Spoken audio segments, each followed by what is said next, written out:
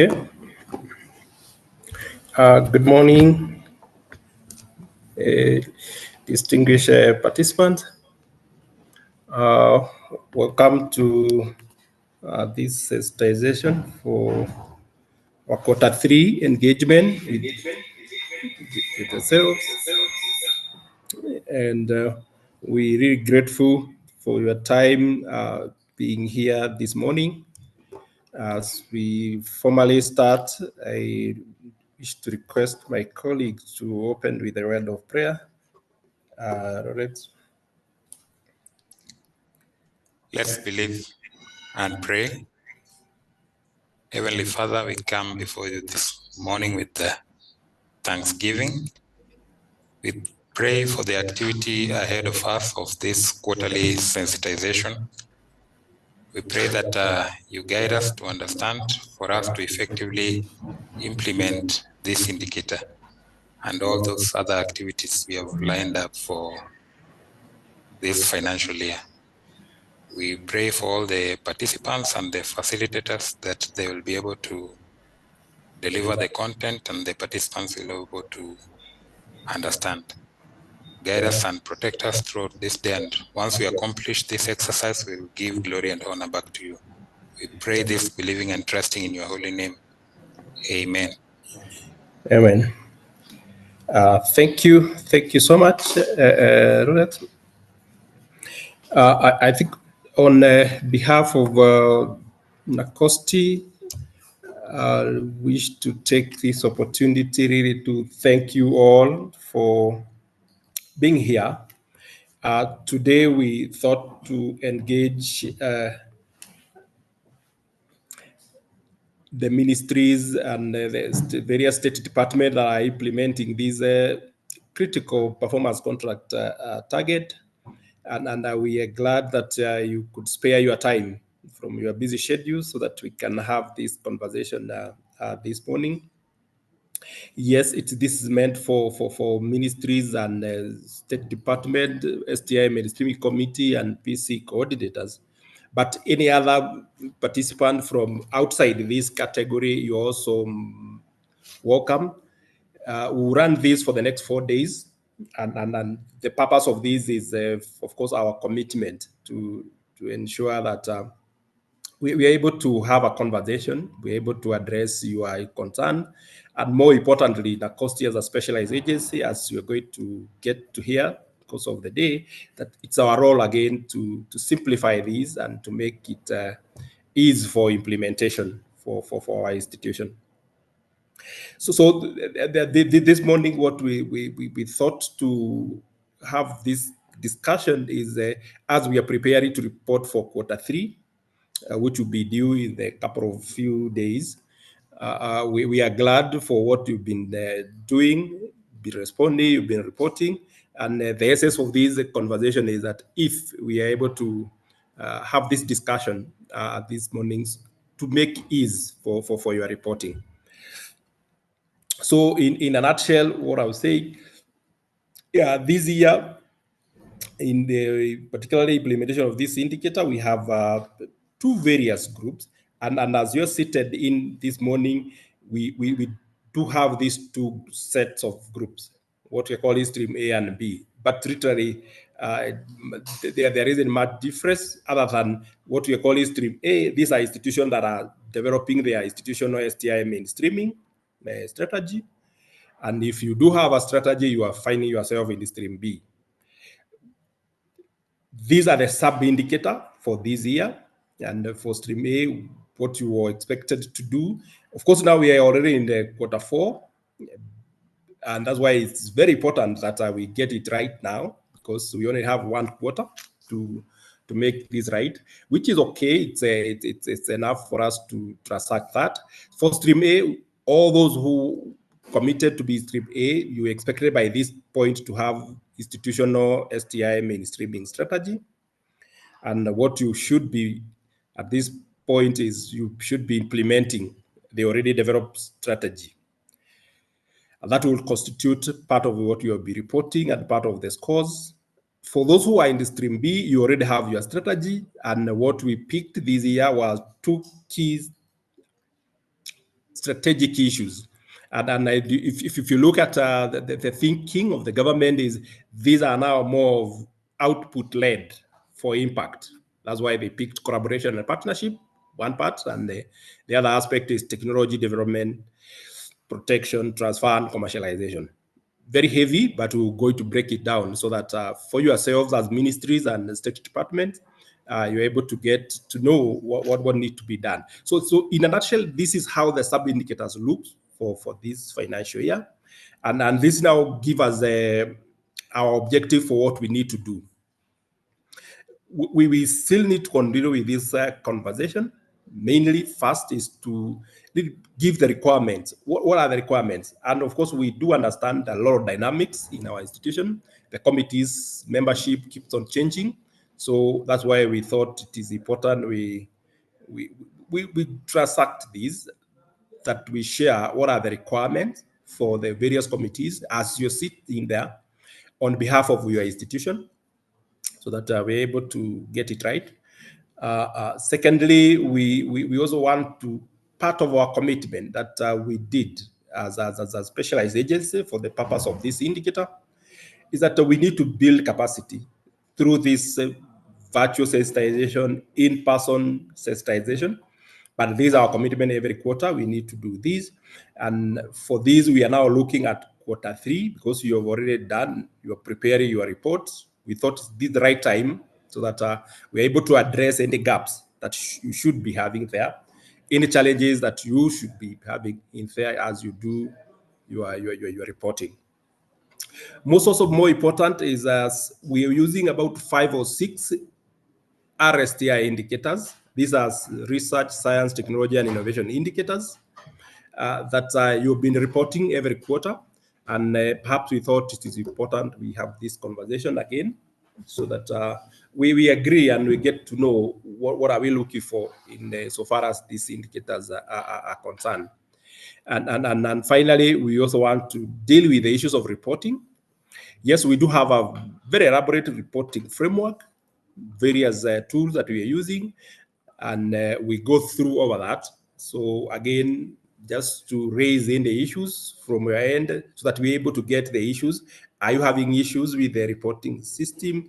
Are you having gaps or challenges in there? So we thought it would be important this morning that again, we have a discussion around these 4 bullet points.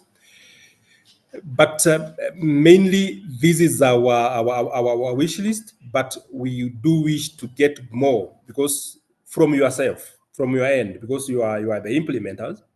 And what we want to indicate at this point is we also need to hear your voice. We also need to get your comments, your issues, and the suggestion, how to shape these, how to make it better for us.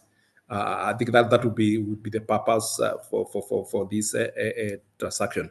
So for that case, then we'll request you to make good use of the chat, the Q&A section, so that we are able to capture your comments, your challenges, your worries, and this is our day so that we are able to respond to them, and more particularly because before you report for Q3. For those who have already reported, no problem. We need to have this conversation. If need be, you will still be empowered to add more evidences or to review or to update your report. So nothing is lost. So here we just deal with Q3, what you have been able to do. So that's why I'm saying Q&A section, please kindly let us know what your issues are. For those who are reporting or who are attending for the first time, kindly feel free to let us know it's your first time to attend so that we are able also to package our communication to yourselves. Yes, distinguished participants, having said that, I think just to set the ball rolling so that we have our discussion this morning, those are our thinking. We have shared a draft program just for us to give a guide of what some of the aspects that we need to address. So with your indulgence, you will allow us to just tweak the program a little bit. The first session that was to start about the RSTI framework and current trends to come towards the tail end of the program, but the same information will still be communicated. At this point, we just go quickly to the other so that we get the requirements of this indicator, your roles, and perhaps what you need to do in that. So I wish to end there the preliminary session so that we go to the first presentation in terms of breaking down this indicator and its requirements and your roles. And we'll have our first speaker coming on board. This is none other than Javan Mwiti, who is a known person within the sector. And perhaps we don't do this because Nacosti at one point, so that doesn't become a Nacosti business. We also do engage resource person from outside the Nacosti fraternity. So Javan is one of our resource person, and I wish to take this opportunity to invite Javan to take the floor and have the first presentation. Then I'll come later for the other part of for this ceremony. Once again, on behalf of Nacosti and this committee, we're really grateful for your time and your presence this morning. Thank you.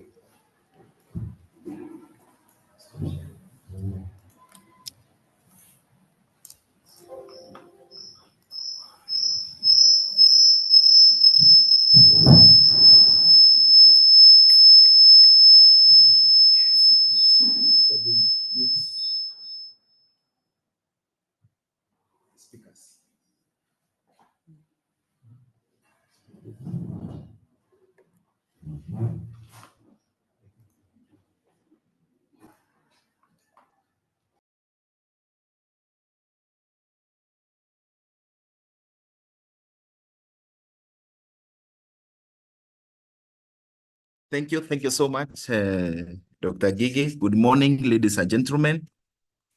I believe, sorry, I'm okay.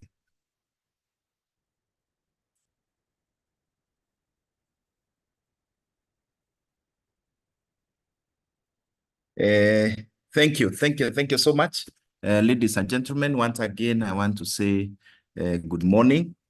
Thank you for joining us for this sensitization. Thank you. Thank you for joining us for this sensitization. I believe you can hear me very well. You can. And as it has been indicated earlier, the idea basically is to share the experience. The idea basically is for us to be able, we are technically in fourth quarter now, we are reporting for that quarter, and all of us now, we are coming to the end of the implementation process. But of course, we know we're in various stages of development. I mean, various stages of implementation. We have some of us, as it has been indicated already, who have done the STI strategies and the implementing. We have some of us who join us for this year. We have lessons learned for the implementation process from the time the process started, and more so from first quarter, second quarter, and third quarter. So basically, it's for us to share the platform and ask ourselves, what else do we need to do quickly? How do we maximize the remaining period of time, which is, of course, the fourth quarter, to ensure that as much as possible, we are able to report effectively, efficiently, and we are able to attain the intended purpose in terms of what is expected.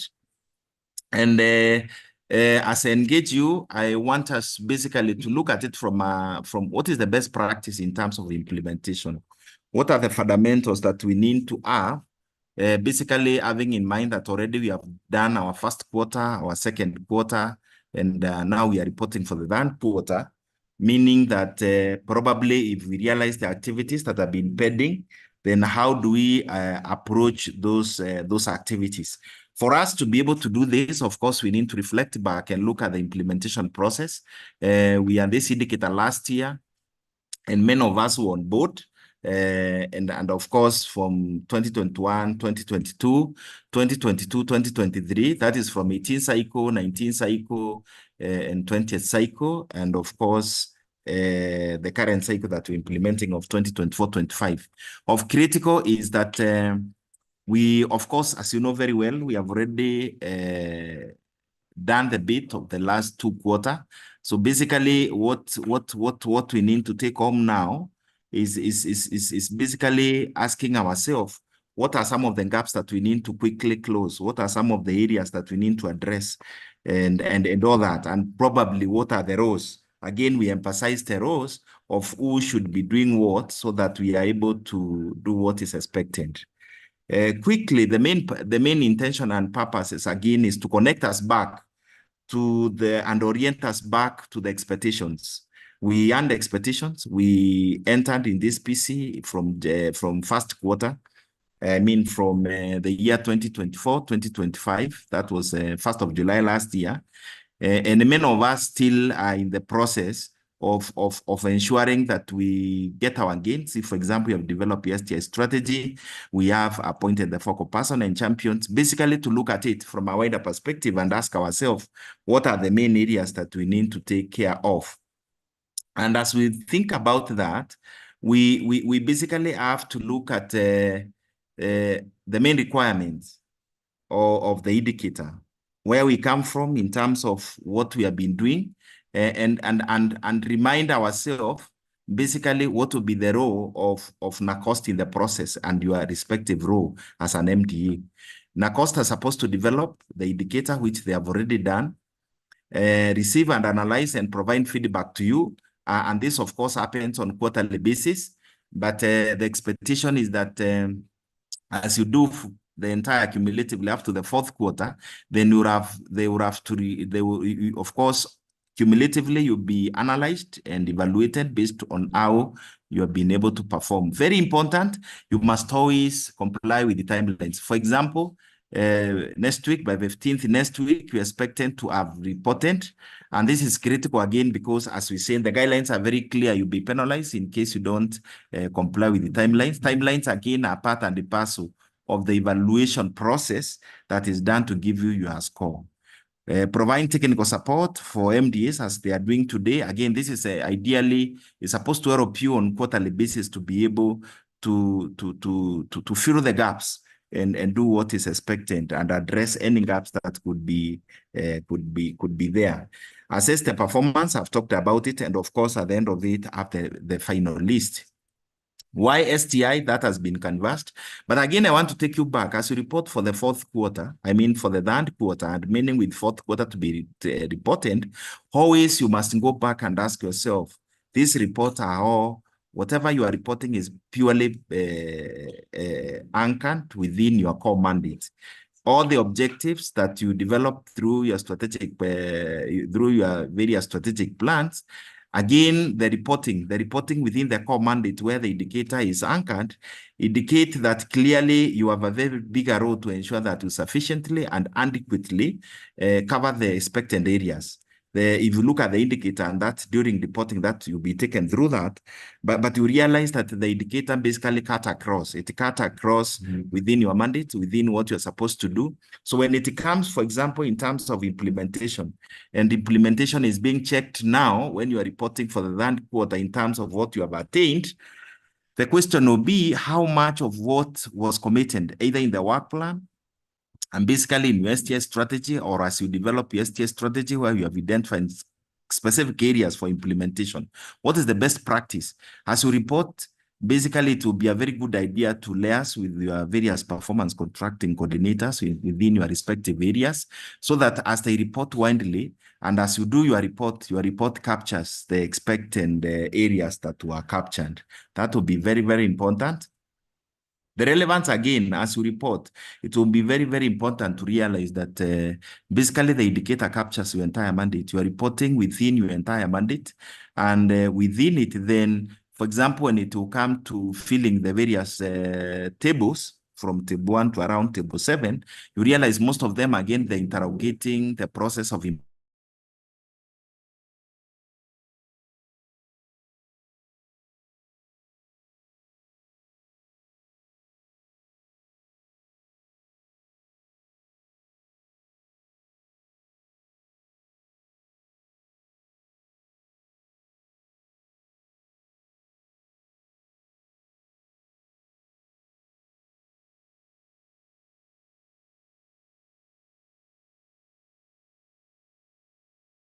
inclusivity. Sorry, I hope you can hear me. I think you can hear me. Thank you. Thank you for that. I think there was some internet challenge. So ladies and gentlemen, what is very, very important for you, because before we look at the roles that you're supposed to play and how you need to play that role effectively, more so when we are reporting, to ensure that we have quality report, to ensure that we have credible report, is for you to realize and connect this with the bigger picture. This indicator, as you report, you are basically helping actualization of Vision 2030 through the MTP4, the bottom, the medium-term plan 4, which ideally is actualized through the government agenda, the bottom-up economic model. And you realize that matter, science, technology, and innovation have been canvassed clearly, and your strategic plans. In fact, as you do, for them that are developing the STS strategy, for example, that are in the process of probably getting the approval out of it, the only question that you should always ask yourself in terms of how complete it is in terms of capturing the matters that you have captured in your strategic plan as you report for your strategic plan, because I know you are reporting for it. You realize now you have segregated your matters on science, technology, innovation, and then you see the connectivity between it and what you are doing as an institution. I've talked about Vision 2030, and of course, I know you are doing your strategic plan that is clearly taken care of. And as you develop your STS strategy, that's where you are anchoring the same. You're anchoring your STS strategy within your strategic plan, segregating matters, research, science, technology, innovation in it for effective implementation. It has been indicated that STI mainstreaming is an enabler, and you'll be seeing that within the context of Vision 2030. And that this is very critical for us as we do implementation, so that we can keep the connectivity between the Vision 2030, the MTP4, your strategic plan as an institution, and the STI strategy that you are developing, because your STI strategy basically borrows from your strategic plan. Because your strategic plan, when we identify all the strategic issues to do, many of them were touching in the area of science, technology, and innovation. And again, the importance of the same, if you look at the Vision 2030, you see clearly it's a key enabler that we need to work on. The flow, it will be very, very important for us to address matters flow, implementation, and more so reporting, so that at the end of it, when you talk about reporting does not just happen. It comes out of the implementation process. And as I said, again, this is an area we need to pick the best practice for us, whereby once you have identified, for example, if you have the STI strategy, you have identified those strategic issues. Or for example, you are now in the final process of getting approval of your STI strategy, then it means ideally you have already developed the implementation matrix. You need to get it proper in your implementation matrix for your STI strategy, because your work plan will borrow from your implementation matrix that you have developed for STI. So when you look at your plan, your STI, your science, technology, innovation strategy, your STI strategy, basically, it has an implementation matrix which captures the strategic issues that you had identified. So that means that that's the basis of your work plan. And out of it is where now reporting, or whereby you'll be reporting by next week, activities that you've been able to achieve. So that connectivity is very important. The best approach is basically to ensure that as an STI mainstreaming committee, where you have the focal person and champions, you are able to have the report from the various points within your organization or within the MDA, and those reports from the focal person, from the champions, they flow to the focal person, so that within yourselves as a committee, you are able to ensure that all the areas in terms of implementation, all the areas within the organization where reporting is taking place from, whether it is from finance, there is a report from finance, there will be a report from HR and the project and all that. So that coordination at that level, we need to get it right for us to talk of an effective reporting process, which is emanating from an implementation process. That is very critical, and that's what we are calling. So we must be able to get that right. And for us to talk about mainstreaming, basically, for you to talk about reporting, then we must question the mainstreaming process.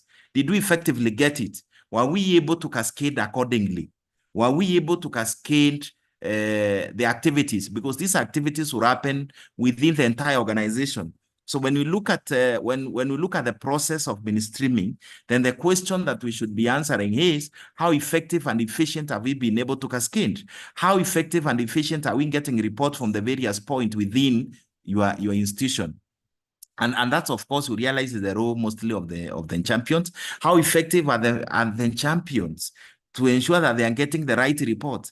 Have we been able to bring the process owners to speed in terms of getting properly the intended objectives of STI mainstreaming? So when you talk about mainstreaming, you'll be looking at the entire process. You'll be looking at the implementation process, and then out of the implementation, we'll question the reporting process, how credible it is, so that at the end of the day, because what is coming out of you as an output, it is becoming an input to other processes. So we must get it right. We must ensure that our focal person is in charge of the process.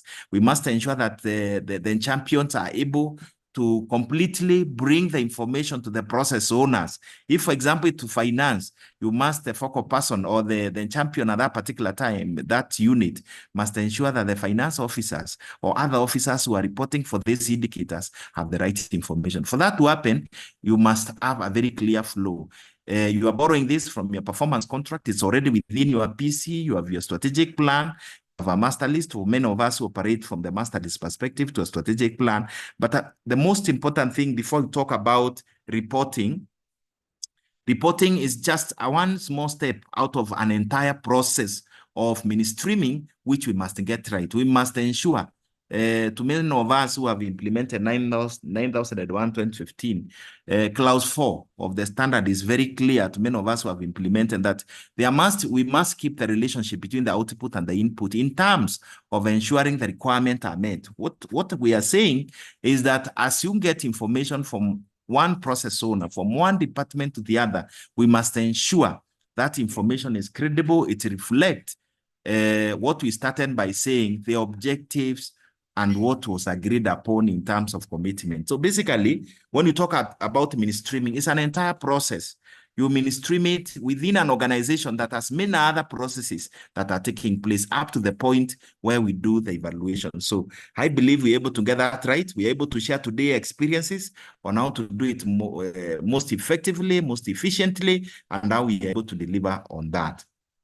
And this is basically part of mainstreaming. Mainstreaming, as I said again, cut across.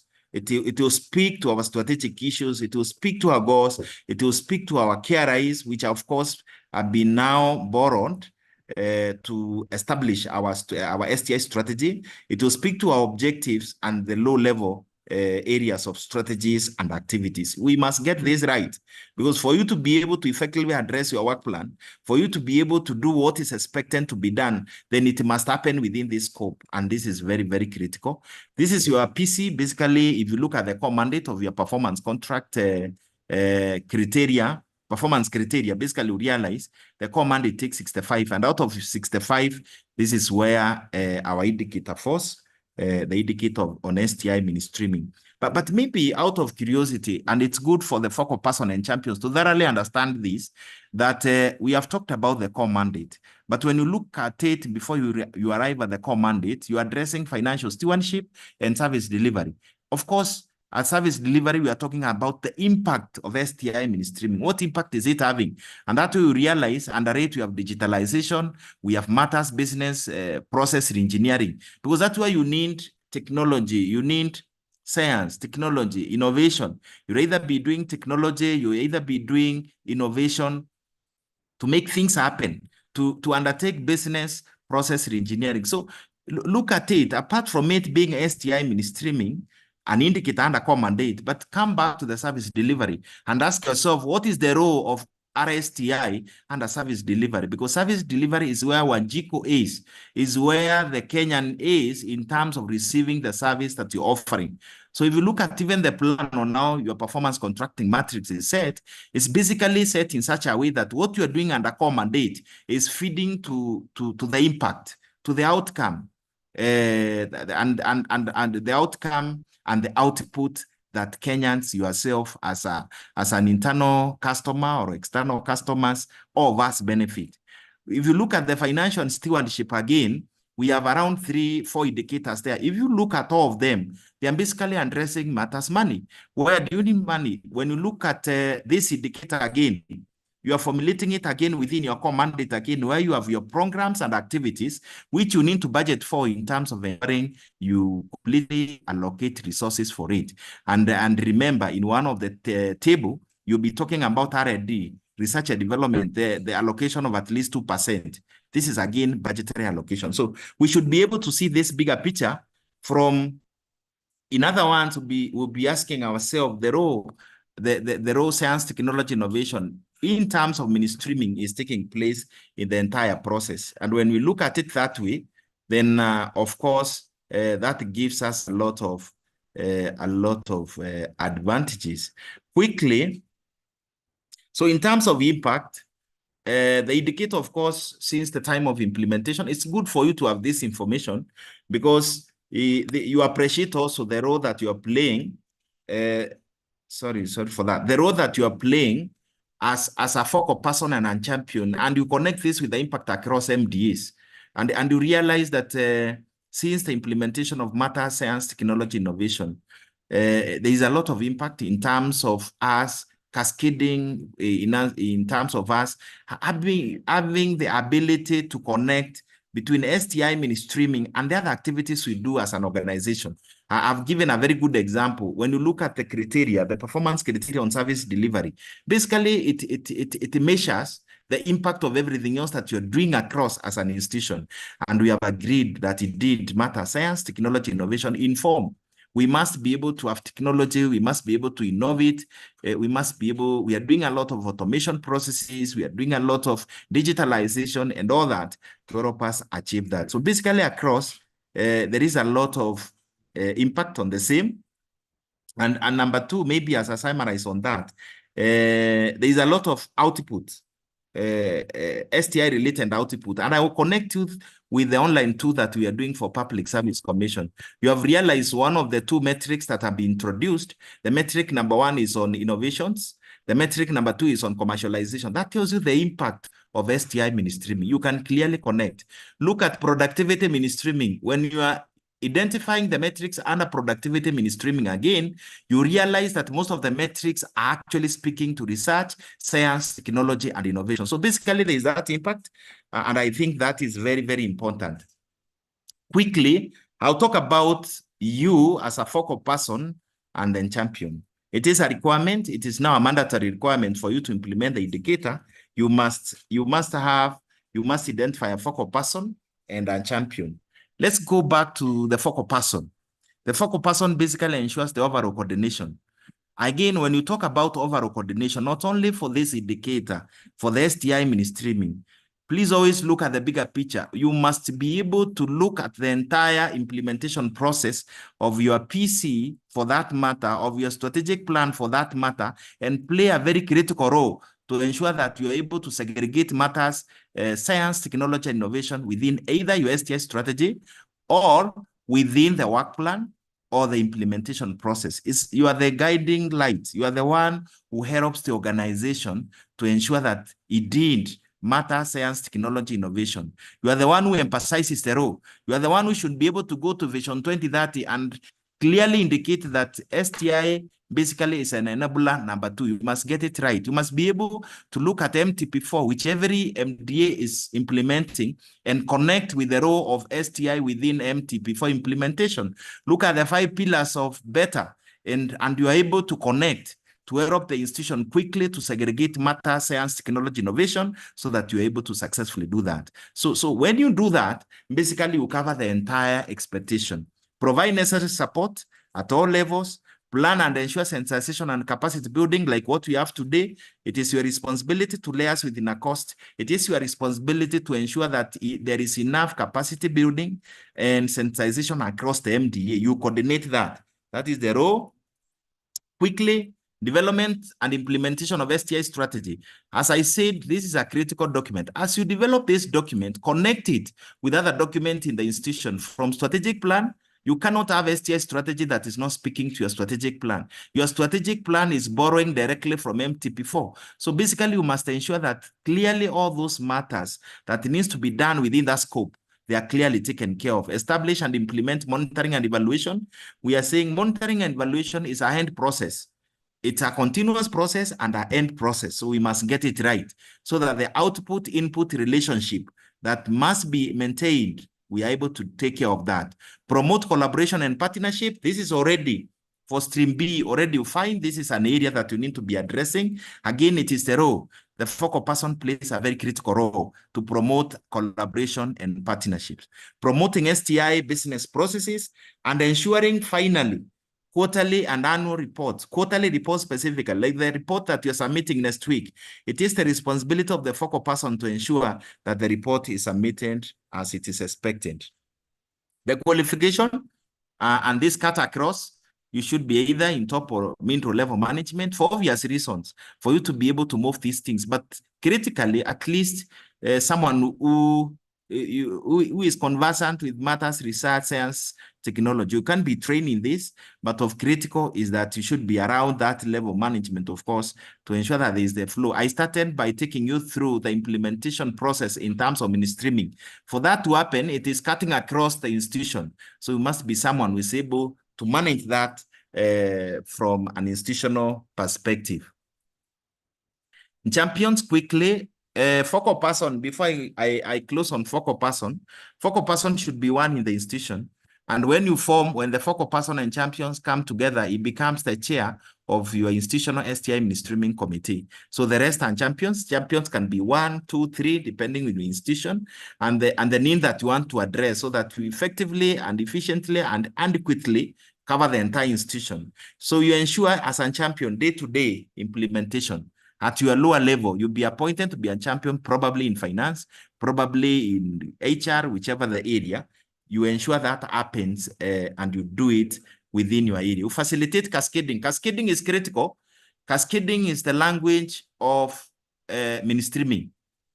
You must be able to cascade. And when you talk about cascading, it's not just taking it to a respective area. It's to ensure that cascading is properly done from top to down, from strategic plan, from the indicator itself and the activities. So it must be comprehensive. You must ensure that cascading is done in such a way that what needs to be done is shared and everyone has what is needed. Forwarding quarterly report to the focal person is another role. Providing timely information in the evaluation, you'll be doing an internal evaluation of your indicator. Where are we? What have we been able to do within a period, within the period under review? That is the role of the champion. Continuous monitoring and evaluation. Evaluation, again, this is critical for you to be able to address gaps. You've been getting communication from NACOST in terms of how you performed within your quota. That feedback is very critical to you so that you can use the feedback to improve. So again, promoting matters, RSTI, and EROPing in terms of quarterly report. So in champions and focal person constitute the STI mainstreaming committee for your institution. You are critical, you are important in terms of ensuring you develop your STI strategy, you effectively cascade your process within your institution, you do reporting, you ensure that all the reports come, you work closely with performance contracting or the coordinators who are doing the performance contracting, so that at the end of the day, because they are reporting globally and you have your report to your specialized agency, which in this case is NACOST, then you're able to get it right. Ladies and gentlemen, if you're able to get this right, then we'll talk about, we'll have an effective implementation process, which will serve the bigger purpose, the purpose of the institution and the purpose of the country, as it has been indicated in Vision 2030. Who should be a focal, and champion? And champion, what you need is passionate. You need to be passionate, committed, and ability to champion. As an institution, as an MDA, we run a lot of change management programs. And in each of them, I know we'll always have champions. So the criteria is the same. We need to have passion. People are able to change others. People are able to run with idea and ensure things are done the way they are supposed to be done. Eligibility, who is eligible? I just want to summarize eligibility in this indicator simply by saying, I told you that in my first presentation, that this is an enabler number 2 under Vision 2030. So what that means, what simply that means is that everyone under Vision 2030 who is contributing to Vision 2030 and MTP4, you need to be in this indicator. It's as simple as that. It is a critical indicator. We need to have it and all that. The indicator for 20, I'll take you quickly to the indicator for 2024, 2025, what you are doing. And I know you have already been, you already have the indicator. I will not take a lot of time here. So basically, we'll either be in stream A or stream B. In whichever it is, if in stream A, you are developing the STA strategy and STA strategic issues. You implement those issues. And for the other stream B, it is very clear. You are basically, you have STI strategy and you are doing those two areas on collaborations and technology and all that. And that will be shared. That will be shared in more details. I don't want to elaborate more on stream B, but basically when you do those two areas, there is a wider area. They have been amplified so that when you talk about collaborations, you'll be looking at your STI strategy, what you documented in your STI strategy, and then segregate matters collaboration and start working those areas. To develop technologies is a wider area. You'll be taken through it and you'll be able to do that. I just want to share something before. Yes, I wanted us to share these challenges because they are very critical. And I know in the plenary, probably we share more of them. But one of the challenge basically in the formulation, in the process of implementing the indicator has been in formulating the STI strategies and implementation. That's a whole world in itself. How to identify those strategies, how to identify your STI strategy, how to develop the implementation matrix and all that. The response to that by NACOST, they have done a lot of capacity building. In case you have a challenge on the same, you'll be assisted. Low budgetary allocation. At times, we'll face this because of the at least 2%. But the most important thing is that this can be addressed again when you look at the expenditures of your budget within the quarters and review. So basically, as I summarize, let me emphasize one thing. Formation of STI mainstreaming committees are very, very critical. You'll be able to better. This is we said one of the things to share is experiences. These committees with the focal person as a chair and champions as members, please canvas matters STI building, matters around that, continuous capacity building as we are doing today, and that will be able to help you implement this indicator. Strengthen the committees by ensuring that continuously when members leave, when the appointed members leave in form of champion of a focal person, you quickly appoint others and notify NACOST. And then, of course, the reporting itself, the reporting process has been managed and it has been automated and you'll be taken through it and you'll appreciate the process. Within the last 3 years, as I summarize this, as I come to the end of my presentation, I basically indicate that please note the following as I add my presentation. Number one, ensure that these committees are working. Ensure the focal person plays their role the way they are supposed to play. Ensure the champions are able to effectively cover their areas and help the focal person in terms of developing the various quarter reports, whether it is like third quarter, fourth quarter, whichever report. Number two, work very closely with other players in the institution, such as performance contracting officers who are there, or directors or directorate or those departments. Work very closely with the people in planning or in charge of implementation of strategic plans, because within it, again, they are doing end term, they are doing midterm, end term reviews. They are continuously monitoring the implementation, and part of what they are doing, they are also monitoring objectives that are capturing your areas of STI mainstreaming, those objectives. So basically, if we continuously do that, then we'll be able to do well. Basically, this is just how we have been able to perform for the number of years we've been there. This is just a sample representation, but as you can see, there have been a lot of improvement. There have been a lot of doing. Ladies and gentlemen, I believe we shall have, when we have the opportunity for question and answer, the plenary will share more. I wish to end there and wish you all the very best. We are here to interact and share more experiences. And once again, thank you so much for listening and participating. I wish to bring my presentation to an end at that point. Thank you so much. God bless you.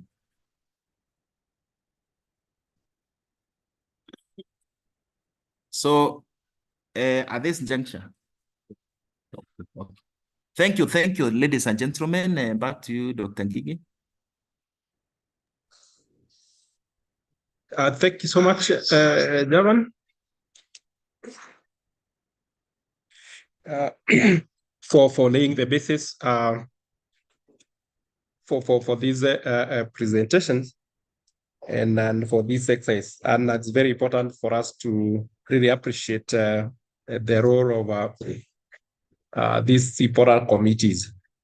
At this point, distinguished participants, allow me to share quickly the next part of the presentation.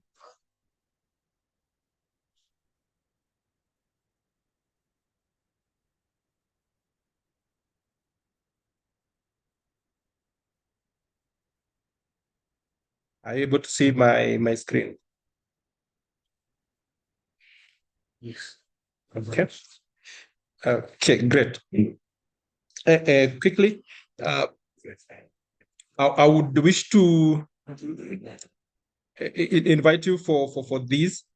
And again, as I had indicated, we do have the both stream A and B, and I'll try to demystify these so that we get it right.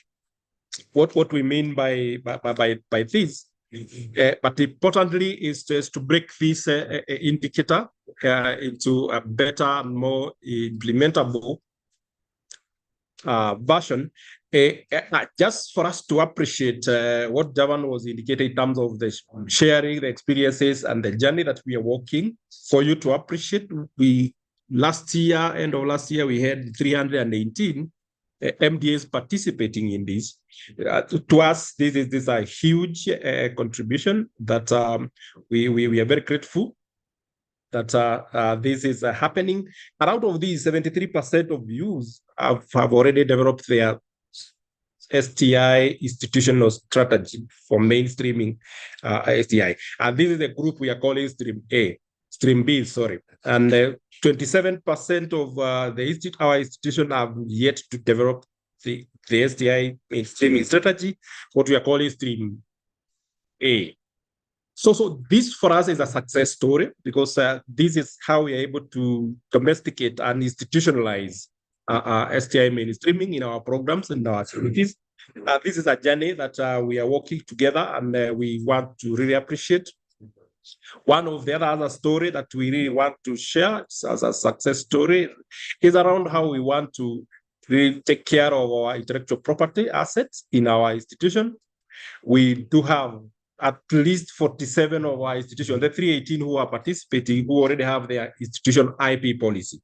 This is another message that we are working along that journey. And mainly, this is for us to be able to promote creativity within our workplace, promote innovativeness culture, because this IP policy normally set that kind of an environment. This is very important for us to appreciate. But what I wanted us to share this morning is how we have guided around the work plan. And this is the most important aspect for us to get it right so that it becomes easier for us to implement this indicator. And this time we had provided that platform or this link that we have provided in there. And I do wish and believe that you have already been able to get it right around your work plan for the year. Remember, there's Stream A and Stream B. That's why I want to really overemphasize on this, because this is what will make your work simpler. And again, that's why we are here to try and get this right. So for both the Stream A and B, we have our reporting framework that requires to report on these 6 indicators. And these are very important RSTI indicators that cut across our institution. And you have been reporting on these tables. We want to thank you for the data you've been providing. I think your role now is only to update the data that is in there. For example, one of the indicators around this area is the aspect of human resource capacity. And this is the data that we've been asking yourself so that you are able to share with us the data that you have for human resource capacity. Remember this, we are asking the number of staff who are in post, their qualification, their area of speciality, their gender, and their age. Age here, we are only talking of 50, below 50 and above 50. So that is a very important data and a very important policy issue for the country for planning purposes, so that insofar as matters RSTI, where are we as a country? What do we need to do now so that the next 10, 15 years, the country is where it's supposed to belong? So thank you so much for providing this data. It's very important. The other parameters that you have also been providing around this indicator is in terms of equipment and facilities. There we have always been having these issues. Oh, we are not a research institution. No, we are asking for the technology that you are deploying in your institution for delivery of the core mandate. They are all supporting. The technology aspect is what is important, and those are kind of the facility. Remember, the guide there is that we are asking for this facility that are 500,000 and above. To make your work simpler, I know you have those asset register, and from those asset register, you're able to get those facilities, not research equipment, but the technology that is within your institution for your core mandate. R&D expenditure, we need to track these. So this is another data that you have been giving us, and we're really encouraging you for try to get us accuracy. The thing here, we're looking for the accuracy. Are you able to estimate for us that this is what our institution are spending around R&D expenditure? A very important indicator for the country. Remember, the SDI Act talks of 2% of our GDP. Are we there yet? We can only get that answer from the data that you're feeding through, and how accurate it is, or the estimate. It's approximation. So we want to encourage you around that. The second aspect, or the other aspect, is the issues of collaborative, and this is the issues of partnership and collaborations. It's a very important indicator for the country, for our institution. So you've been reporting that. So we want to encourage that you get right, because these indicators that I'm speaking about, it is exactly what you've been doing, not requesting for any extra. It's what you have been doing, just reporting on what has been there. The issues of outputs. In your various institutions, there are various aspects of output: policy briefs, publications, patents, trademarks, categories. It's not necessarily that your institution need to have patents, no, but there are a number of RSTI output, the report, technical report, policy briefs, and all those. Those are the things that we normally ask in here, so that even as you are reporting, so that I want to demystify, so that it becomes easier for yourself to respond to this, because this is important, because we are only asking what you have been doing. One, to celebrate yourself. Two, be able to map our country. Where are we in terms of this aspect? I think lastly is the issues of dissemination. You have been filling those tables, the Excel tables that you've been using as data collection tools. This is what it means. These are the indicators that are globally acceptable.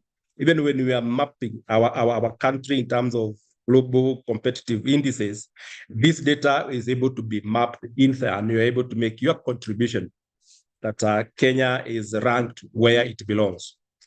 This data is domiciled in your institution. That's why in my opening remark, I said these committees are critical, are very important so far as matters science, technology, and innovation mainstreaming. You are the key agencies in there, and this data is with yourself. Our plea is that continue updating this, because it is already on our database, on our system. Your role is only to update where changes are. If there are no changes, just retain the data as it is. I thought I should just explain this, because this is applicable to both what we are calling stream A and B. And it is very important for emphasis sake. It is just exactly what is in your institution, not anything new, not asking you to do anything new, only reporting what you've been doing. That is very important.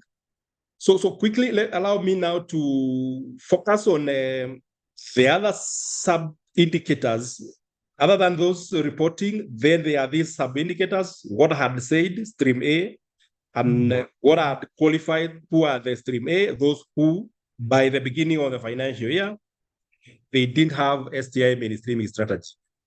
So your job this year was to develop the strategy and to implement the strategic issues that you're going to prioritize in there.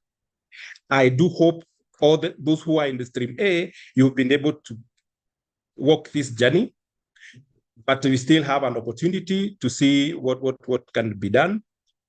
Stream B is those who had the strategy by the beginning of the financial year, and we were to deal with the key strategic issues. And these were the collaboration and partnership aspects, which I'll just go share a little while later. What is expected in there, and the technologies and innovation developed, transferred, and protected, which are also going to break it down for yourself among the various versions. So allow for now that we just pick to stream A, but there's issues that are very straightforward. Developing the strategy and implementation. Again, implementation is just about what your budget can allow, what you are able to do within your space and within your budget. So for this year, what were the expectations for those who are in stream A? Those who are to develop institutional STI mainstreaming. Around that link that we provided a template just for you to pick that template and plug in your wish list around the issues in that template so that it becomes so easy. We don't have to crack our heads around that. So we did that template that is in there, and then the implementation of the strategic issues. So whatever we want to pick from your strategy, what you are implementing. And this is what now you are expected to be reporting. The issues that you have already developed. The strategy itself is one output. That's very important, which is expected. If not yet developed, we have an opportunity to do it. But by this point, you're expected to already have developed the strategy. So that's the message for stream A. Stream A, what we are talking about, the template that we provided these 5 key strategic issues for the country and for our institution. So that using that template, you plug in what you would wish to do around these 5 major aspects. But we are not restricting you to the 5.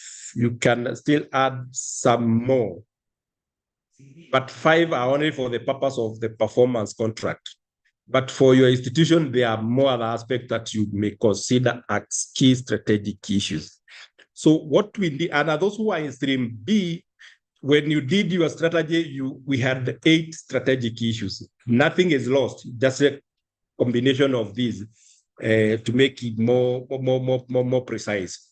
So one of the aspects that you were expected to do your strategy was the issues of R&D strengthening, financing, and infrastructure. So what would be your wishes in there so that the template would give you this opportunity just to plug in what you wish to do? And remember, these are cross-cutting for research institutions, universities, TVET, and our member ministries and state department, as we are discussing this morning. Another aspect was STI inclusivity. A lot of issues around advocacy, issues to do with the legal reforms and all that, depending on what would be your wish list in there. Another aspect would be technology development, protection, diffusion, and commercialization. It is very important because this is positioning our institutions. We are living in a rapidly changing technology, rapidly changing times. So what do we need to do to put our institution in the best position? New technologies that are radicals, that are disruptive. What do we need to do? Artificial intelligence, they are in there. Cybersecurity issues. This is a very important aspect for our institution to deploy the current technologies to be where they're supposed to be. Number 4, it was issues of partnership, because they're talking of multi-agency. multi-sectoral, international cooperation and partnership in matters RSTI. So these are the strategic issues that you are to develop your strategies. I hope this is what you did. If not, we still have an opportunity to assist. And the final aspect was the science, technology, and innovation, education, communication. Of course, we are talking about preparing the next workforce, next generation workforce. This is talent development. What in your institution would be aspects? What would be your priorities? What would be your strategies? Prepare the staff in the coming and what is coming and what definitely will be disruptive in terms of these new technologies. So these were the strategic issues that COSTI provided for the country. But what goes into those strategic issues, it is what the institution would prioritize based on your mandate, based on your budget, based on your capacity. So those are the strategic issues that I say. The template is on the website. You want to pick these and plug in what you wish to do. And the template is very simple. We just made this document to be as simple as 5 chapters. They don't have to be lengthy, or they can be lengthy as you wish. But the idea is you just summarize or really try to summarize your thinking and your wish list around that. Introduction, you're introducing your institution. Situational analysis, you're just looking at your institution internally. What we call a SWOT, the strengths, the threats, the opportunities, and all those. So that you're analyzing yourselves internally, then you are picking issues that are science, technology, and innovation can be able to assist our institution to overcome such challenges, if there are weaknesses, and if there are threats. What would you wish to do? For example, in the wake of artificial intelligence, what will be your issues around in there? In the wake of cybersecurity threat, how do you protect your data? So these are some of the, do you have weaknesses in there, or do you have strength in there? So that was the message, so that you analyze yourself, so that chapter 3, you just develop the strategies to mitigate what are the weaknesses or what are the challenges. Chapter 4 is just implementation framework. You know it from your strategy plan. It's very simple. And monitoring and evaluation, just to track what you should be able to do. So that is the document we were calling STI mainstreaming. 5 key strategic issues. And this is the layout. This is the chapter. The template is in there. You only need to plug in what needs to be done. So now, quickly, distinguished participants, let me just pick around the issues of Stream B. And Stream B, we say that these are institutions that by the beginning of the financial year, they had their STI mainstreaming strategy. Because we consider this document to be very key in terms of institutionalizing the STI mainstreaming in our institution. And you are supposed to deal with the issues of collaboration and partnerships and the issues of technology development, innovations, and all that. So this is what Stream B you were supposed to be doing. Let me break it down so that quickly we are able to see where are we and how we should be able to report. One of the aspects for Stream B, you are to deal with, this is what McCosi is guiding, that you are to deal with the issues of partnership and collaboration. We would wish to see these contemporary collaborations and partnership around matters, research, science, technology, and innovation. Somebody would ask research, science, technology. This is almost any program that you will have all those aspects. On triple helix, we are talking about these 5 different actors. Remember, this has been evolving. We used to have triple helix. Now we are talking of quadruple helix. Why? Because we want the academia, the government. Today we are speaking with the real government, the ministries, the State Department, the government. How are you working with the academia? How are you working with the industry? How are you working with the civil society? And finally, the environment. And the environment here, you mean the communities where such programs are working in. So these are very strong partnerships that we are looking for. But should you not be able to have this kind of partnerships, we still need to sustain what is existing, the number of MOUs, the agreements, the cooperation that you do have. But that's what we meant. Progressively, remember what we were talking about, it is now output-led, not processes-led. We want to see impact. That's why the quintuple helix collaboration and partnership was key for the purpose of this. Around these quintuple helix collaborations, if you are able to get them, or if you do have them, these are the aspects that you are supposed to do. Because, again, this is what the COSTI is doing to guide, to make our reporting and be more focused and be more simplified. There are a number of activities that you are expected to be reporting.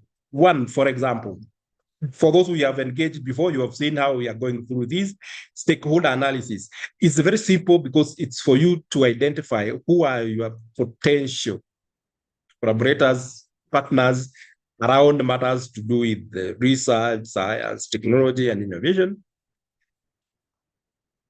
What are some of the activities that you need to do? The workshops, the round tables, the forums. The idea here is what to be the evidences that you have been engaging the partners, that you do have MOUs with those partners, you do have agreement with, and all that. What are some of the things? When we say round table, comma, or stroke workshop, stroke forum, it's not exhaustive, but I just guide. Are you able to report? So these are the reports that we are expecting, that we do have so many MOUs. This is what we've been doing with them. These partners are either academia, or they're either industry, or they're either civil society, or their communities. This is what you are expected to do within the year, insofar as partnerships and collaboration is concerned. The other aspect that is very key was for assessment of the input. And particularly here, we are looking for the input in terms of the resources or the funds or the money that are coming in from this agreement. Very simple, just list all your MOUs that you do have and then assess which agreement and MOU are bringing in resources in terms of cash, in terms of money from private sector, international development partners, and even the local partners. How many MOUs or agreements you do have that are bringing technical expertise. So those are the things that we are asking you to assess. Again, remember, you are the expert. You are the one who have signed them. You are the one who are implementing. So it's a very easy thing, just assess and just do a simple report on that. And the other aspect is to assess the outputs, the assessment in terms of the outputs. Remember, the first one was input, and input, we are looking at technical expertise and the monies that are coming in. We are looking for the outputs. These collaborations you do have, remember, we are looking for quintuple helix, if you are able to establish them. But if you're not, you are able to sustain what you do have. Assess them. Are you able to have some outputs, technical reports, patents granted, patent applications, number of IP rights granted, any other things, commercialized technology, policy briefs. These are the outputs we are looking for from those partnerships. Any work that you are working together. If a certain state department working with certain universities, those are the things. And finally, maybe this we expect in the end of Q4, you do a summary report around your partnerships. What are your outputs? What are your inputs in there? And then share a summary report.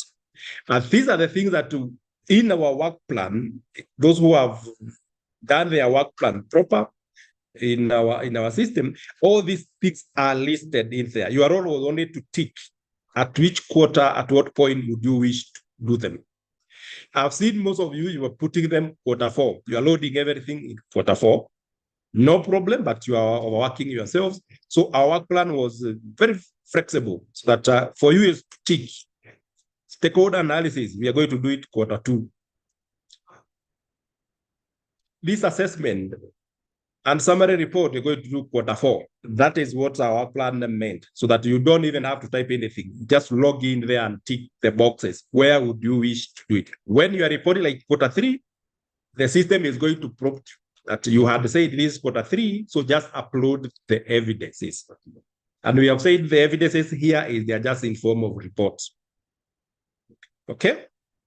I thought I should pay more attention to that so that it become easier as you are reporting.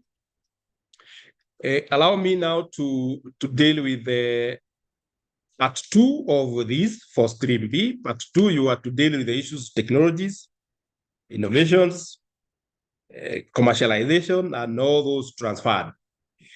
We have broken down these again because this is very loaded, and institutions are at different levels, different capacities, and even different mandates insofar as these are concerned. So what we did, we gave you these 5 options. Technologies, innovation to be developed, to be protected, commercialized, and all this. Remember what we said from the very beginning, the performance contract this year was looking for output-led so that we can have impact. They try to run away from the processes. So option 1 that we gave our institution, because remember, this is generic, it's across. This is not for the ministries and state department alone, it's across all. Option 1 was for research and innovation cycle. Research and innovation cycle, here we mean that those who are doing research, the whole research processes, the research, the innovation, the disclosures, and all those, because in there, for you to encourage disclosures, talking about the issues of IP policy and all this. Research and innovation cycle will deal with all those. Option 2, and if you ask me, this is where I think a majority of yourselves, the institution in there this morning, option 2 is acquisition and deployment of modern technologies that are relevant to national security, public safety. What it means is acquisition and deployment of technologies that are relevant to your core mandate. For example, what do we say? Because we want our ICO to be more efficient, more effective. And of course, you can only be more efficient if you deploy the relevant technologies today, as that is applicable to yourselves, that can be able to increase efficiency, reduce the cost of doing business and all that. Then we have option 3. This is the financial support. And this is for institutional funding agency, quote unquote. Those who may wish to finance and support other institutions to do research and innovation. That's why I'm saying support for institutions. You are supporting other institutions. Of course, the funding agencies would have to take that option. It would be very relevant to themselves. And option 4, this is for regulatory agencies, because again, regulatory agencies like NACOSTI and the other regulatory agencies would opt to take for that and ensure through their regulatory agencies, they ensure the implementation of that. And option 5, again, this is our ministries where they belong, our state department, because you oversee and ensure implementation. Because this is as a ministry, your role is a policy coordination and budgeting. Perhaps this could also be an option for our ministries, that you ensure this aspect for research and innovation cycle is done by your institution downstream. So again, here, the thing is, you're just reporting and demonstrating that you are able to do that. You are able to supervise. You are able to monitor your institution downstream. So this, as I was saying, is very loaded, very complex, but our value proposition was to break it down so that various institutions can have options where they comfortably will walk in. Today, I would say ministry, state departments, you will be very easily comfortable with option number 2, because definitely you have technologies you can demonstrate. And option 5, you're able to oversee the implementation and guidance and supervision of your agencies downstream. They are able to do this on your behalf. So this is a message for stream B, those who are in there, And I thought this would be very important. But of course, in the work plan, I will not pay much attention to all this, explaining to all this innovation cycle, what it means. But in the work plan, we had this breakdown. If you log in to that work plan table, if you want to take for research and innovation cycle, these were the boxes you are supposed to tick. If you want to do that, one of the things would be development of IP policy, implementation of IP policy, technology development and invention, disclosure to IP offices. This is more relevant to research institutions and the universities. Assessment by IP management office, commercialization of IP rights. Research and innovation cycle is very lengthy because the whole process of developing products and pushing them to the market, and the implementation of marketing strategies and framework.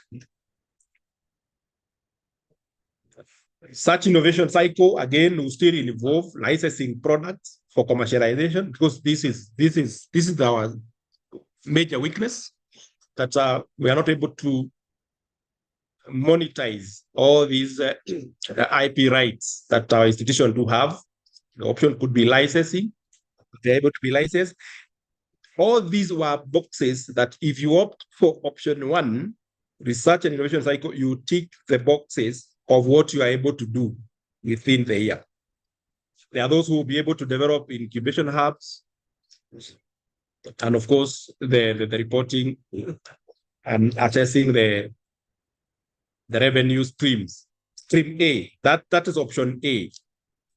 Option B, or option 2, acquisition and deployment of modern technologies. These were the activities around that. If you opted for this, one of the things you need to demonstrate how you identify the emerging technologies.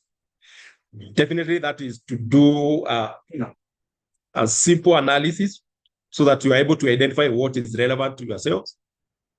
If you are deploying new technologies, even if it is the normal ERP system, there is a need for training personnel. So you just demonstrate you are able to deploy ERP system, and you are able to train the personnel to use various modules in there.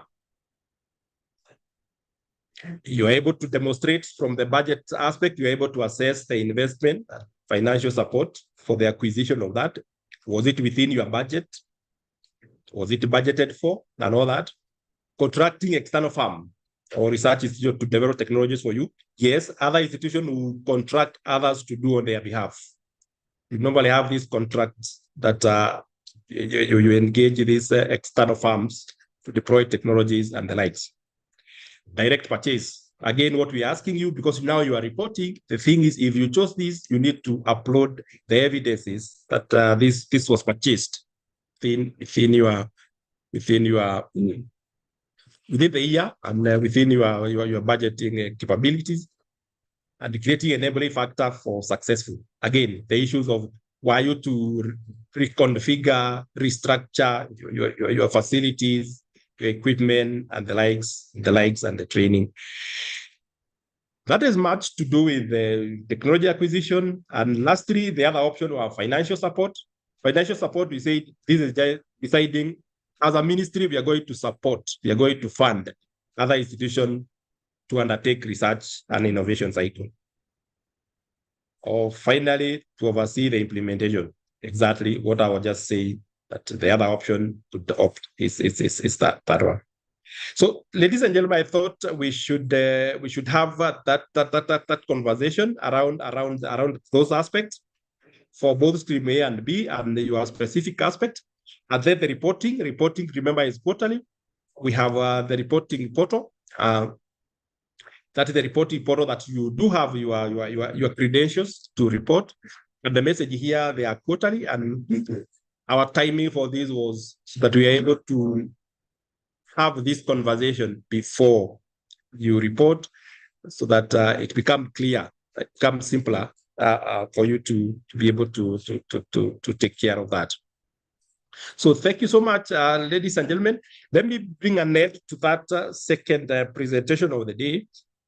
And just hope we've been able to highlight and break it down for yourselves, both who are in stream A and B, some of the aspects that you expected to address. We take a break at this with your indulgence so that it's now 10:40. We take like 30 minutes. Okay, so maybe we take the next 15 minutes. So we be back at 10:55. Yes, so that we are able to go quickly into the, we agree whether you have question that you have put on the chat, put on the Q&A that we can address. It is very important we have your feel, you have your say. And before we proceed to the next presentation, or we go to the next presentation and do a final plenary toward the end. So thank you so much for your patience. Thank you so much for your time. See you at 10:55.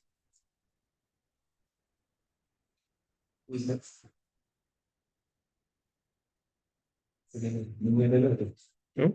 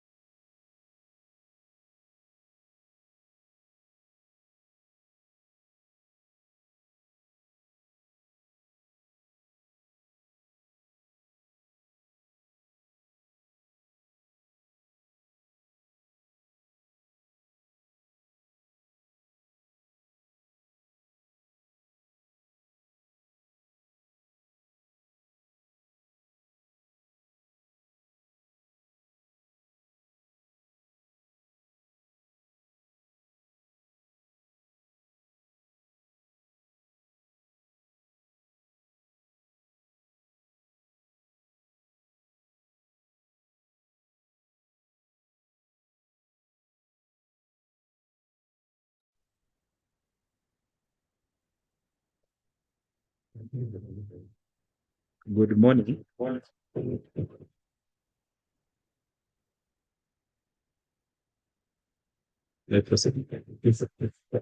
Good morning, participants. My name is Dennis Egon. I'll be taking you through this reporting process.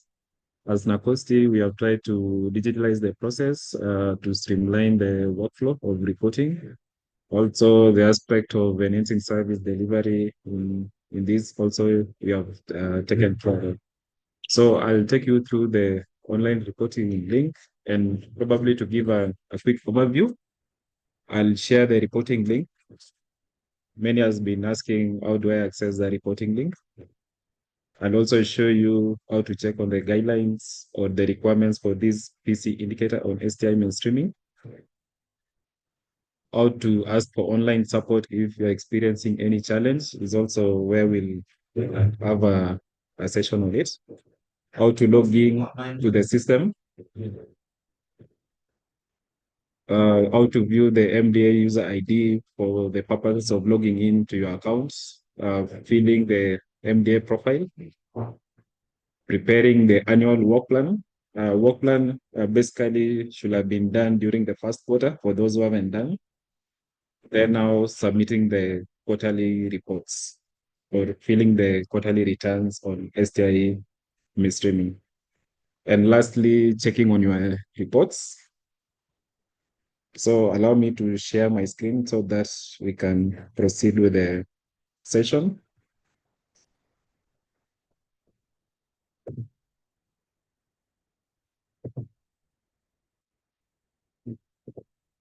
So basically to access the reporting portal, you go to our website. Our website is www.nacosti.go.ke, the one I've shared. That's the URL.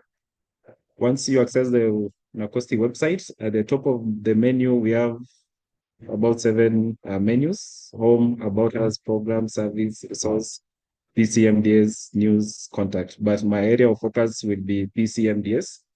This is where you get the reporting link for the STI mainstreaming. So click on that link. Once you click on that link, it will redirect you now to the reporting portal, and that's the STI mainstreaming reporting portal. At the index page, we have 3 menus. Home basically contain the write-up on STI mainstreaming PC indicator, where you will get the guidelines and earlier mentioned. We have given the rationale. Please find time and go through the rationale of the indicator for those who haven't.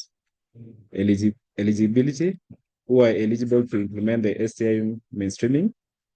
We have indicated there research institutions, universities, and the likes. So also go through this so that we'll be able to know whether you are eligible to implement. Key activities. We have also stated the key activities purposely for this financial year, where we have given 2 streams, stream A and stream B. Stream A purposely are applicable to the new entrants and MDS without institutional STI mainstreaming strategy.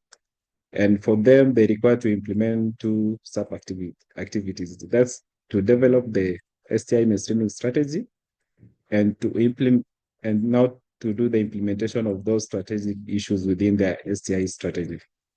For stream B, these are institutions with the approved STI strategy. They have also 2 sub-activities. One is to implement on collaboration and partnership in RSTI, established to implement strategic issues, which is about 30%. The other indicator is technologies, innovation protected through the acquisition of IP rights, commercialization, and or transferred, which is 70 marks. Down there also, we have given some enabling environment for the MDS to undertake the STI mainstreaming indicator, like issues of appointment of focal persons and STI champions. Earlier, you are taken through the role of focal persons and STI champions. Also, quickly here, you could access a link to their responsibilities. If you click to that link, you will be able to access the responsibilities for both the focal persons and the STI champions. and also the key requirements and for consideration of appointment of that champion. So going back to the portal, as part of the enabling environment, we also expect you to develop the STI mainstreaming annual work plan, which I hope all of you committed to that during the first quarter of this financial year. We have also provided the guide that's of the system, but we have embedded the templates on the online portal, which we'll go through it. Also, issues of training of the focal persons and champions, and also the sensitizations on both the focal person, champions, and even to staff. So on reporting, here is also, we have shared the link, which is basically where I am on the same portal. We have also provided some data collection tools. You can quickly click here to access them and share with the relevant either implementers or departments to populate for you so that you can report to us more so from the focal point perspective. We have also provided a tutorial. It's about an 11-minute tutorial on how to report.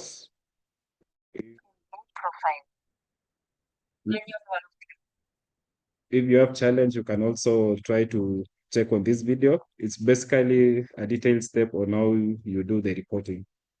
I mentioned it's 11, it's about 11 minutes. Kindly also, if you're having any challenge, please refer to that tutorial so that it can guide you accordingly. At the end of it, we have the scores where we normally populate the scores for the implementation of the indicator. And here there is a score for the previous financial year, which you can also refer to help you improve on this financial year. So going back to the menu, I mentioned we have home institutions. Here we have categorized institutions into ministries, research institutions, state agencies, state departments, TVETs, and universities. So for this category, we are focusing on the ministries and state departments. So if you want to access the MDA user ID, and that MDA user ID is purposely used for accessing your accounts. For the ministries, these are the list of the ministries at the moment. We have 21 ministries. Like the first one is the Ministry of Road and Transport. That's your MDA user ID. Please take note of that ID you will use to access your account. For the password, we normally share to the focal person or to the institutional email address. For the state departments, they're also here. You can access your respective state departments. There are about 48. We are aware there are new state departments which has been established, but we haven't already captured in the system. So if by any chance you require support from us and you don't know anyone, you could quickly use this functionality. Just type in your name, email, indicate the subject of that matter, and probably a detailed message or challenge or clarification you want to seek from us. Once you fill that, then submit the same. That will create an emailing between us and you, and now we'll pick up from the email that conversation. So basically, to access your account, at the top here, we have the logging in functionality. Just click on it. Once you click on that logging in, it will ask the user ID and the password. Remember, I told you to access the user ID. You just come to this menu on institutions, go to your respective category, either state departments, locate your institution where it is, then get that MDA ID from this section. So password, either through this support functionality, or ideally, we normally send passwords to the institutional email address. So once you get the user ID and you know the password, just click logging in. Basically, the first place it will take you to is the MDA profile. Here, you require only to fill once. If there is change of either the institutional email address, kindly logging at any point of time, updates, then come down here and save. Any change on any section, either the change of head of institution, email address, the focal person, champions, please, you have access at any point to updates. Please log in to your system and update accordingly. So the first section basically is the institutional details, where we collect the name of the institution, institutional code. Here you don't have the rights to change, but for the email you can change, and also ensure that you enter the functional email, because all communication are normally sent to this email regarding to the STI mainstreaming. Also, the head of the institution and the title. Also be careful when filling in this section, because as it generates the feedback letters, it will pick the details from what you have populated. Like for the case of our CEO is Walter, by any chance, if I put Mrs., that's what will be captured in the letter. So ensure you also capture the title of your head of your institution accordingly. Coordination and capacity building. Purposely here, we require the details of the focal persons and also you to participate in training. So just tell us whether you have appointed the focal person, input the names. Also, in part of the email, all communication we share also are copied to the focal person. So if by any chance you are not receiving any communication from us, it could be either you have captured your email wrongly, or if your institution is not receiving the same feedback, also kindly confirm what you have input in the email section, more so on the institutional email address. The other key area which we require you to indicate is the section on the STI strategy. Here, if you have an approved STI strategy, kindly tell us, just indicate yes or no. If yes, attach that strategy, then down here, you come and select accordingly. If you have a strategy, kindly select section B. If you don't have, select option A. Here is a very important section because it will reroute you based on your stream. So once you have updated, just update. Once you have updated, it will now take you to the section where you are required to submit the reports. And here you can access the financial year for the reporting, the quarter, and the link now to submit those reports.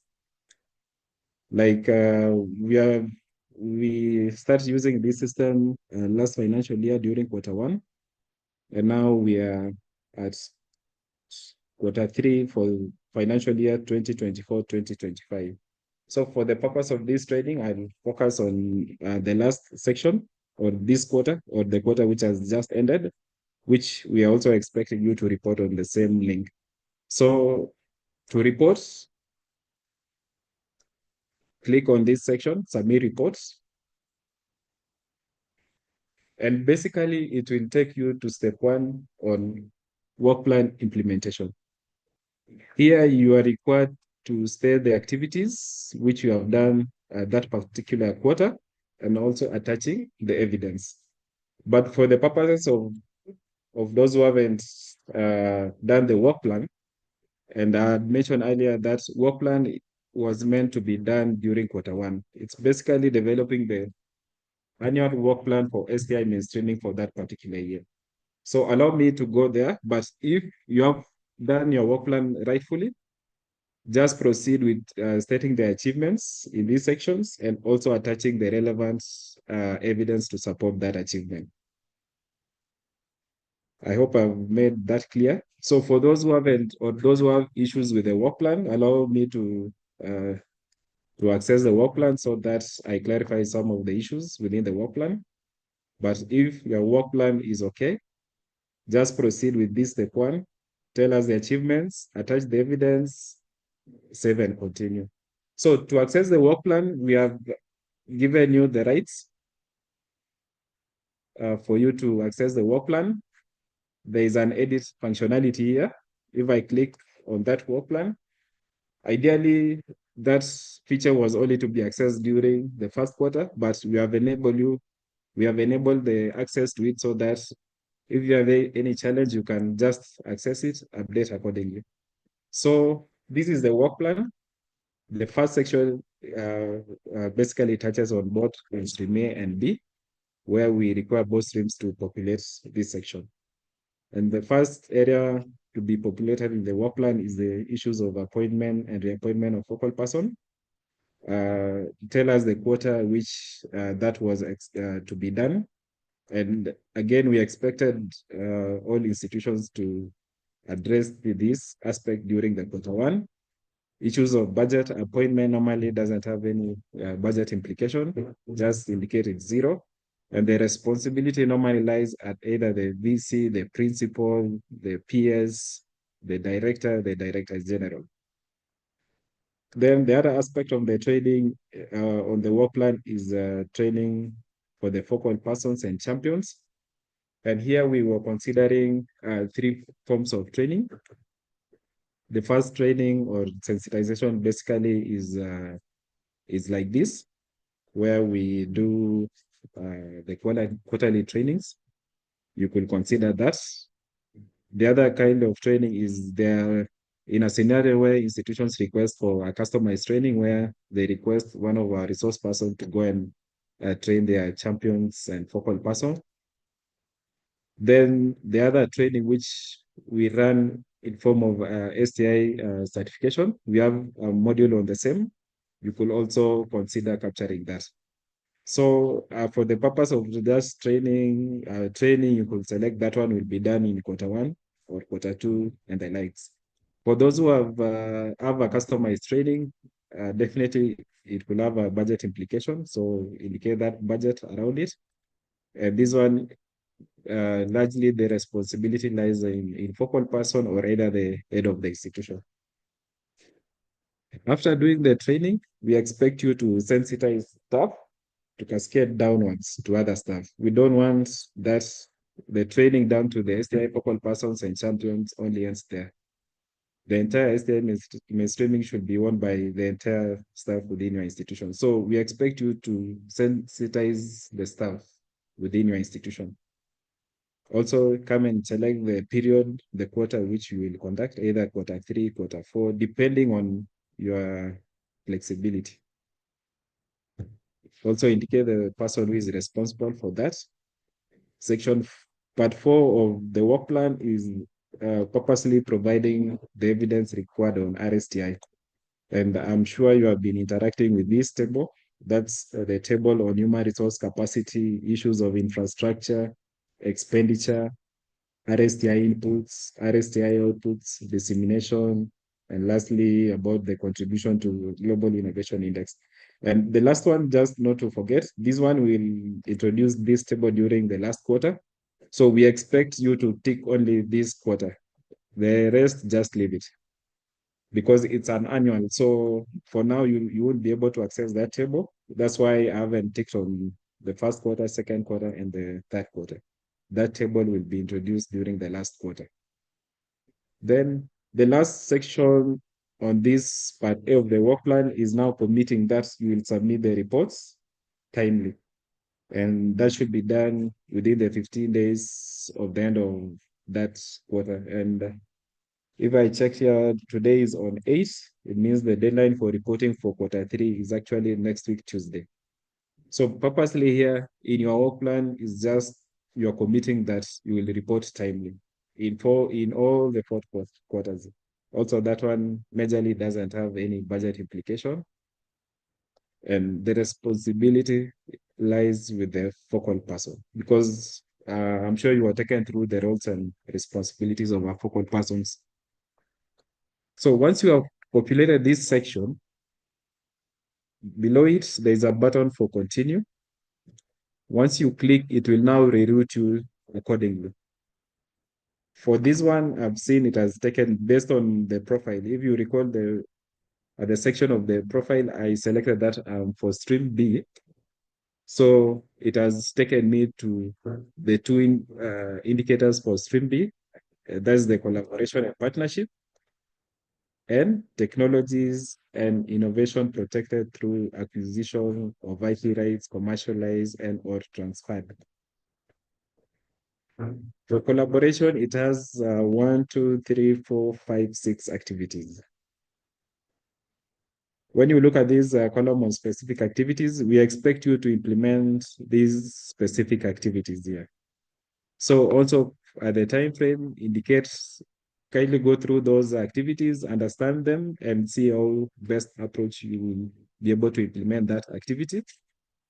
Thereafter, come and select the time frame where you will be done with that assignment, either in quarter 3, quarter 2, quarter 1, or quarter 4.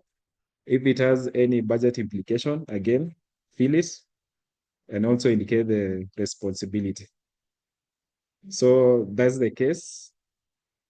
For the technologies, innovation transferred, for those who are in stream B, here you run with options. I'm sure you were taken through the options. Like the first one here is option 2. Option 2 also have about 7 to 8 activities. Ensure that you implement those activities here. For option 4, here it's well indicated. Also ensure that you implement the specific activities. It also has a nearly same number of specific activities. Kindly also indicating the time frame where you will implement it. We have option 1 here. Check on the activities as well. Commit to those activities more so when it comes to time frame. And lastly, the option 3, which is mostly for the ministries. So for the ministries, we expect you to do the overseeing. That must be option 3 or 4. Okay. So just go through the option. I'm sure you are taken through the options, and by now you know which option to run with. Once you know the option, please come to the specific activities, commit to those activities, assign budgets, and also the person responsible to implement that activity. Once you are populated, you will be able to access your work plan.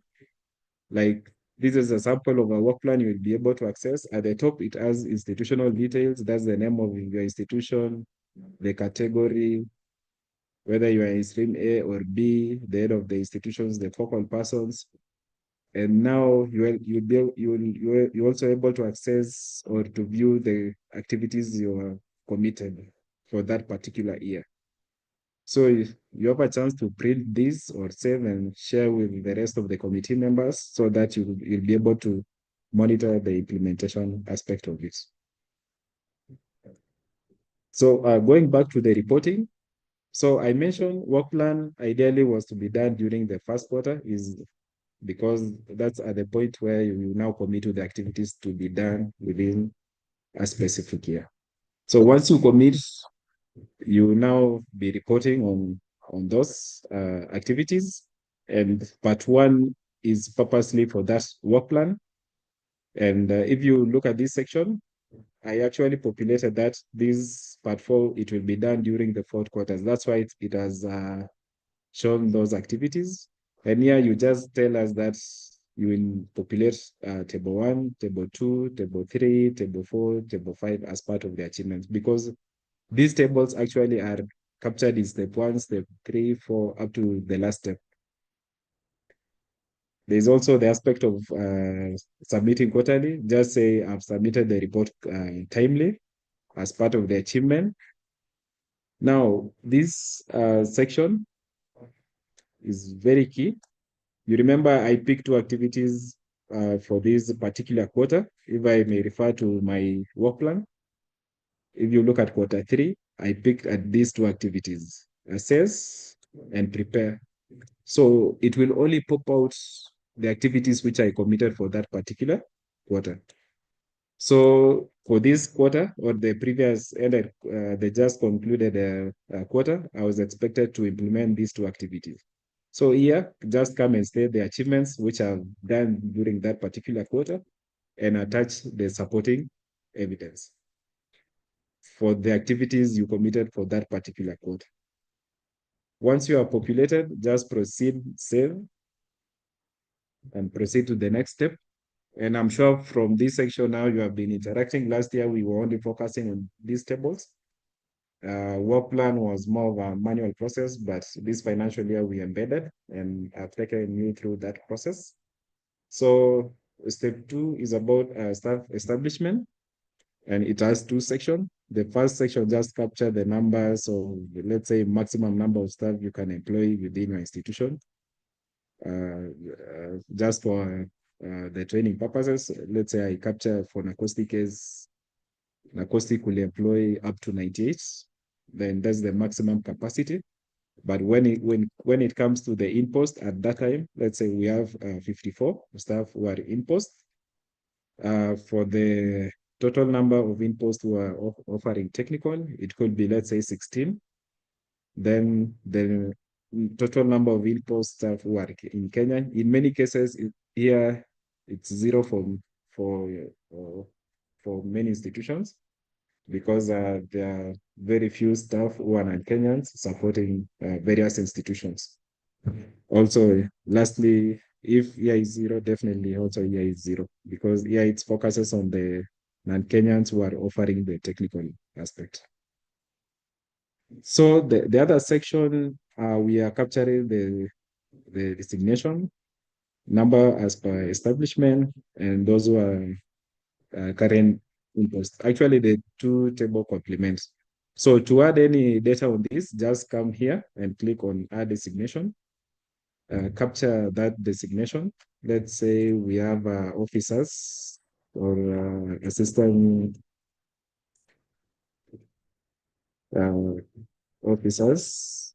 Numbers per establishment, it could be either they were referring now to your human resource instruments. Probably for this assistant officer, it could take about 60. But those who are in post, it could be either 12. Once you populate that, please save and continue. So the list will populate here. Here we have seen institutions actually capturing the detail. Just capture the generic, let's say director, general, directors, senior officers, principal officers, officers. Don't go to the specific position, let's say human resource officer. No, put them in those general categories. So once you are populate here, just come down here, save, and it will take you to the step 3, and that's on human resource capacity. And here we expect you to provide the current number of qualifications of RSTI capacity in your institution based on specialties. We have 5 broad specialties, and also the qualification, gender, and age. So just give us at that point.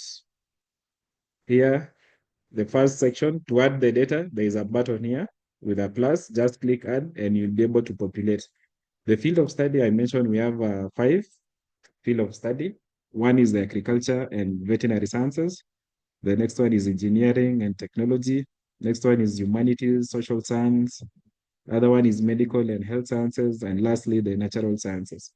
So assign or fill appropriately, select the level of study, basically from PhD, master's, bachelor's, diploma, and certificate. Also the age bracket, either it could be 50, above 50 or below 50. Once you populate that, also save, then the data will be populated here.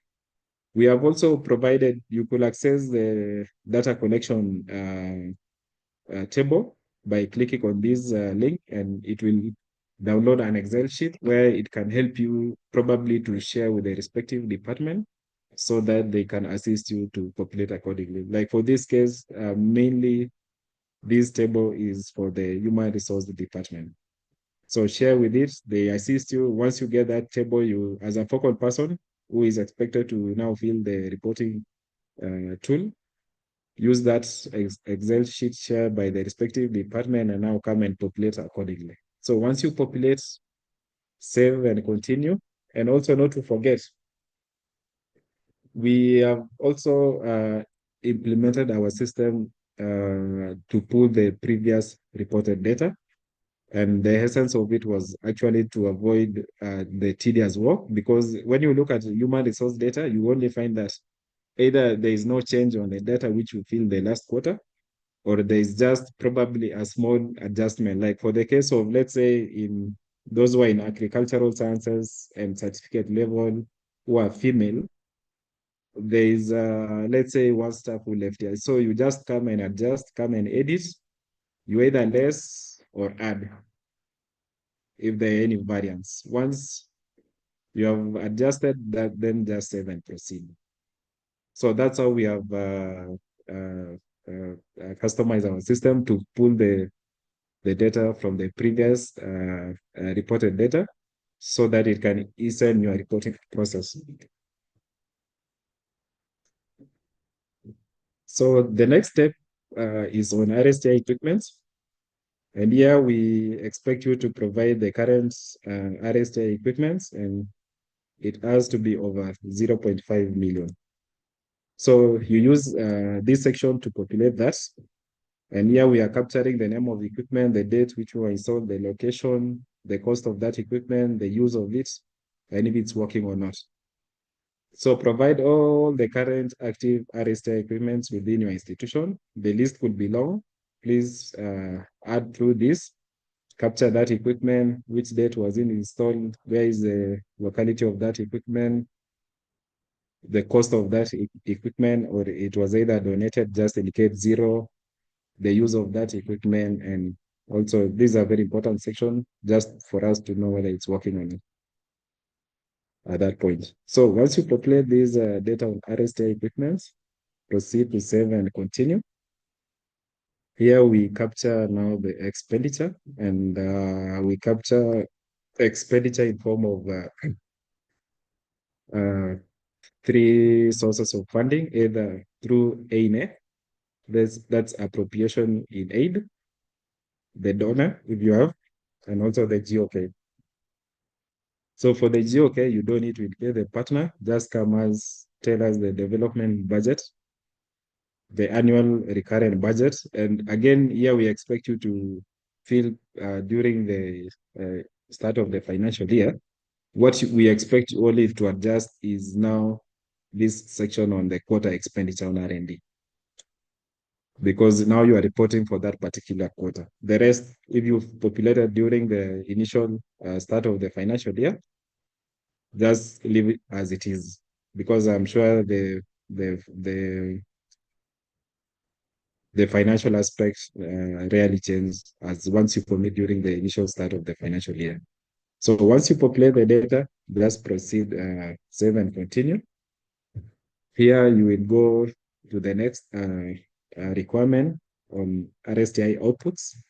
And here you're expected to list all RSTI programs or projects being undertaken in your institutions, which within the last 10 years, and it should be involving the partnership with either research institutions, universities, TVETs, industry, private sector, local communities, civil societies, and the likes.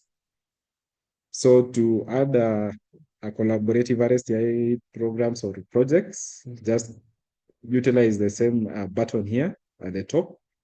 Click add, tell us the title of that project, who is the PI if it's there, the date which it started, the date which will end, the status of completion, and either you have the funding source on GOK, you will indicate whether through ANA, development partner, or the private sector. Name that private partner if there is a support from the private partner, and whether it's you are a public or a private institution. Once you populate, save, and proceed, it will take you to the next step or requirement is actually to provide data on RSTI outputs. And where we are capturing the data on the type of research outputs, which it should have been accumulative and within the last 20 years or since your institution was established, whichever is lesser. So here, there are various forms of outputs which we have provided for. And if you click, you could click on add button here are the forms of the RASTI outputs. We have the breeders' rights, commercialized products, innovation developed, IP, either through the patents, trademarks, utility models, MOUs, publications, either in form of book chapters, books, peer-reviewed journals in Tier 1, that's the top excellent journals, then Tier 2 on good journals, and Tier 3 on good journals actually, and 2 on excellent journals. There's also publications on the policy briefs, review reports, technologies incubated and developed. So all these are forms of outputs which we expect you to report on the same. So come and select accordingly, indicate in form of numbers, and also link to the specialty and any remarks if you have. So once you have populated that section, you now go down here, save, and proceed, and it will take you to the nearly the last step on designation.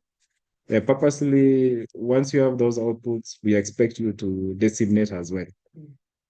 And again, here we have provided the various forms of designation, either through the conference, exhibition, either through the expert dialogues, expo and trade fairs, policy briefs, print medias, either the magazines, newspapers, journals, seminars, social medias, symposiums, training, either you can either designate through the website or workshop. So those are the forms. Also give the details of that activity, specify the number, and remarks if you have any remark on the same. So once you are done adding that section, just proceed to save and continue. And this section also is a very important part. Here we expect you to attach a forwarding letter, and this letter formally confirms the submission and ensures that the accounting officer takes responsibility for the validity and accuracy of the data you are submitting. So before probably getting that letter, you can access the report which you have populated here, check on it, ensure that it really reflects what you populated for that particular quarter. Then you can now print it, then probably share with the head of the institutions to have a look at it. Once he's okay with the data, then now come and confirm it's the actual reflection of the data which you populated, then submit. So once you submit, you're able to access your submission here. At the top, there's a menu on my submission. If you click on my submission, for this quarter, I haven't clicked on submit button because tomorrow I will also use the same link. So allow me not to submit. But ideally, once you submit, you should be able to access through this report section. If you click for the second quarter, this is what I submitted. For the first quarter, you will be able to access what you submitted. And also it captures the date which you submitted. It assigns the reference number, captures the date which you submitted, and you're able to download that report. So once we have assessed your reports, you will be able to access the feedback letter. To clarify, if you see your button is blue, so not blue but green, just ensure that the compliance aspect is okay from our side. If you see the section on the view feedback letter is it orange? Just note that we have a compliance issue. There's something which you haven't implemented well during that particular quarter. So we emphasize that, ensure that your compliance is okay, and so that it keeps this button here to be green, so that we have no issues when it comes to compliance. So that's it for today. I'm sure I've tried to capture the reporting process. And allow me to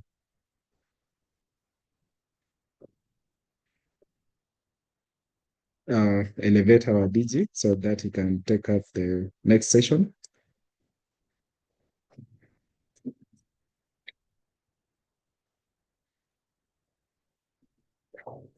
Thank you, Mr. Yegon. I hope you can hear me. You can hear me? Yes, thank you. Thank you, Mr. Yegon. And for that wonderful presentation, I've seen some questions from the participants who are inquiring about issues around what is reported or a plenary. We shall have plenary question and answer session, and that's anything that is pending will be managed. At this juncture, we want to welcome the Director General NACOST, Professor Walter Oyawa, who will be taking us through his presentation as per the program. Welcome, Karibu Prof.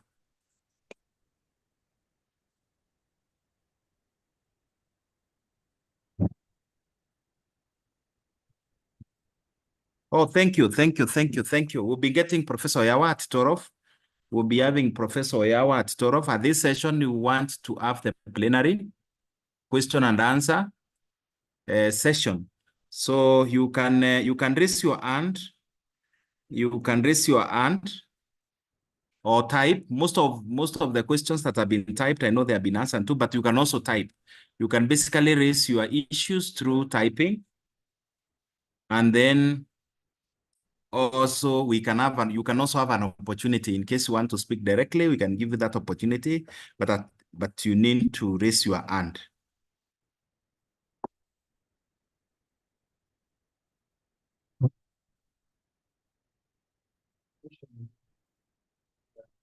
Hey, is a question? Yeah, those things to summarize. Yeah, things to summarize. The real issues that you summarize. Okay. We have a question from Paris, and Paris is asking, kindly elaborate on the activities that fall under partnership and collaboration. Can we include field days, explores, and this? First and foremost, before you, as you address matters, partnership and collaboration, remember this is a strategic issue within your STI strategy. And that issue within your STI strategy, you have developed an objective 1 or 2 or 3 for that strategic issue. Then out of that, in your implementation matrix, you have also developed the activities, you have also developed the strategies and activities, the performance indicators and thus. So what you report on ideally is what you have mapped in your implementation matrix under that thematic area, that strategic issue.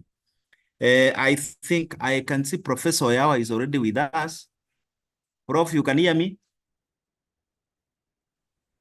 Oh, yes, thank can you. you hear me? Can you hear me? Yes, you are to join us at Torof. So we are currently managing question and answer and bring some clarification. So I don't know whether you are comfortable to join us now. We can have some time for you now, or you can join us at Torof, whichever you prefer from your end. Maybe I can join now just so that I can also participate in part of the question and answer.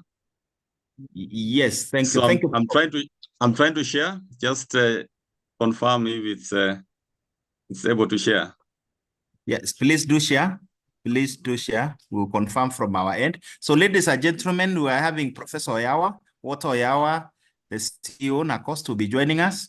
And then the session will started on question and answer and plenary. We shall pick it immediately after this so that he can also participate. Thank you so much, Prof. We can see your presentation. Okay. I think thank you. Thank you very much. Just trying to get the first slide. I'll skip some of these slides. Just quickly, I was sampling them quickly. Are you able to see the slides? And is the voice clear? Yes, it is. We can hear you. Yes, just allow me once more to thank my colleagues from MDS and the State Departments for being part of us in this session.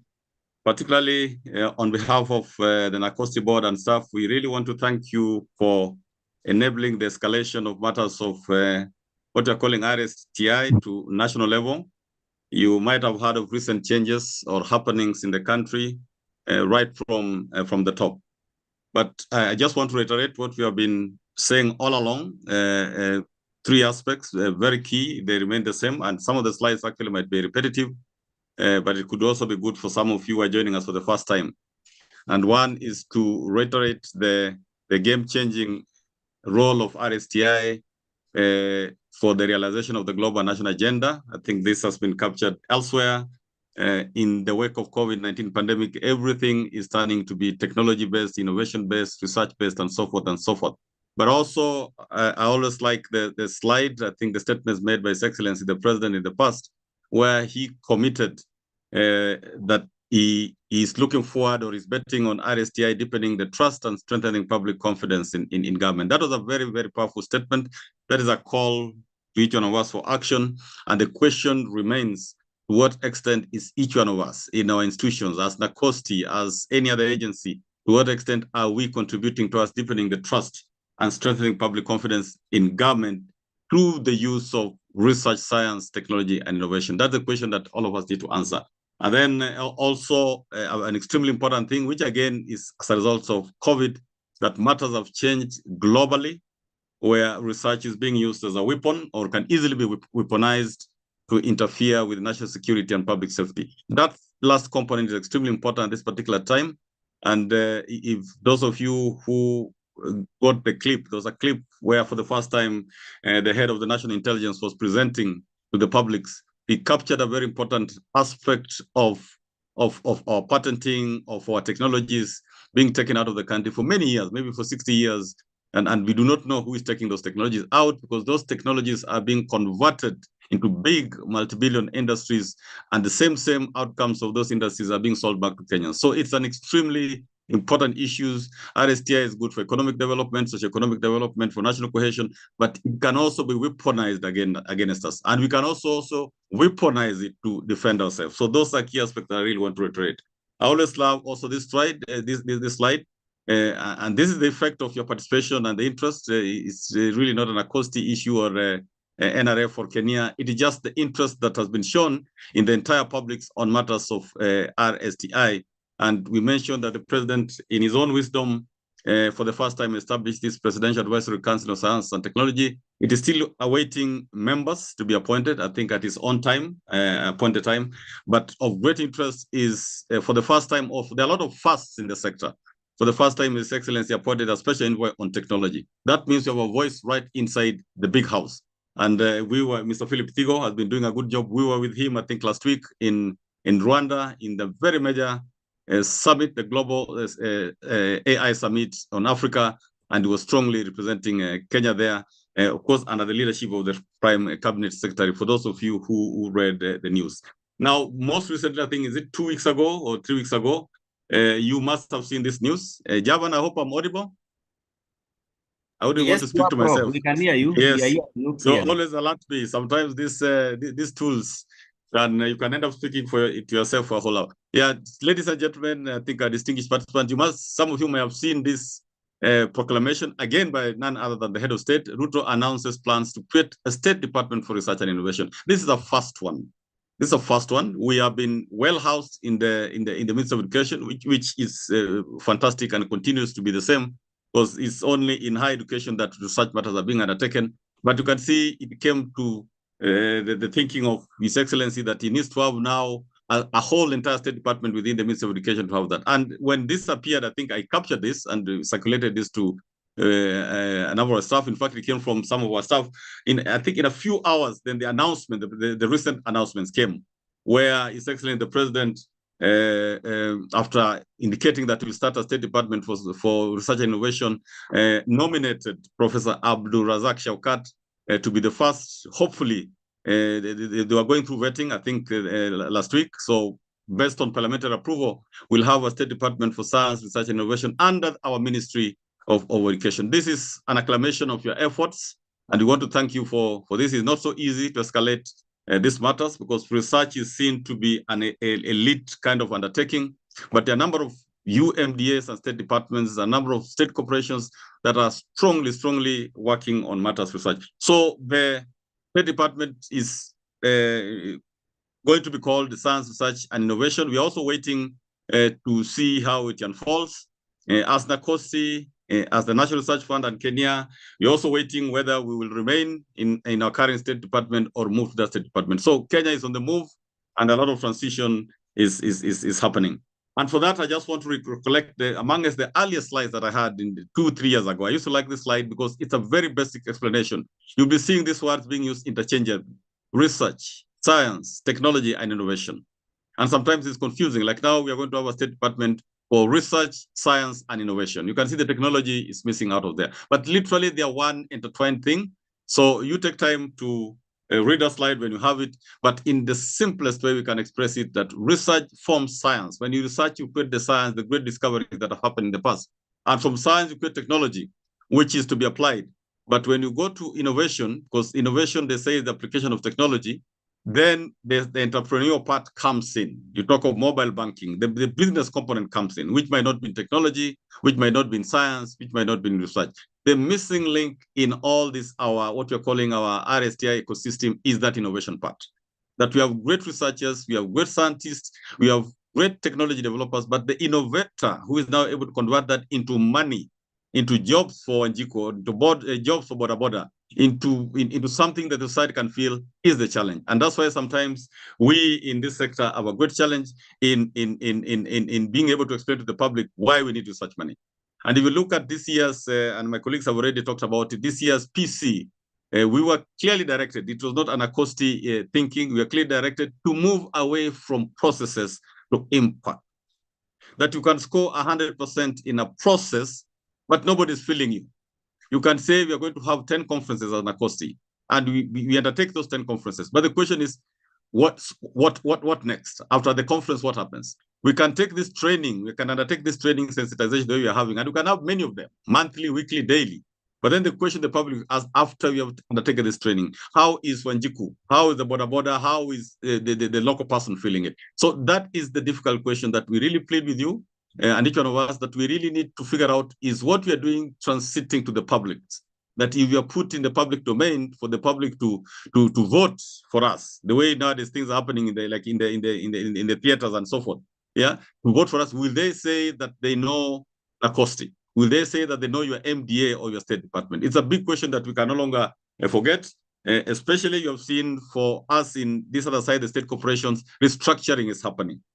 And some of that restructuring affects your state departments, because some of those agencies are either being merged back in the state departments or being reorganized for your supervision. So it's important. I've just put a slide on our ecosystem, or what we might call now we're adding the word research to avoid this connotation of STI.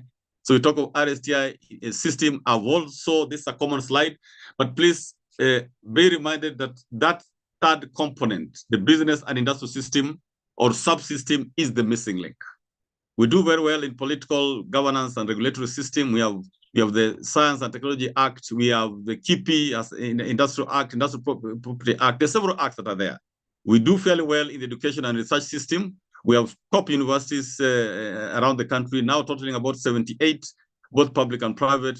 But then when we talk of how do we translate what has happened in research, innovation, and so forth to the business, to the big companies, the Safaricom, the South African breweries, to Equity Bank, then there's a strong disconnect. And the key players who could help us in this is the authority, that's the government, mainstream government, the ministries, and the State Department. So that is the missing link that is happening. One of the tasks given to NACOSI in our functions is coordination of anything relating to research, science, and innovation. In other words, we are mandated to bring all of us together. It's a tall order, because resources also lack, but with the support you've given us, we are extremely, extremely grateful. So I've spent quite some time on those two slides, and I just want to also emphasize that with His Excellency escalating or giving an opportunity to see how a State Department for Science Research will come up, it is our thinking moving forward, and you can help us in this thinking, that probably we are benchmarking with the global best practice.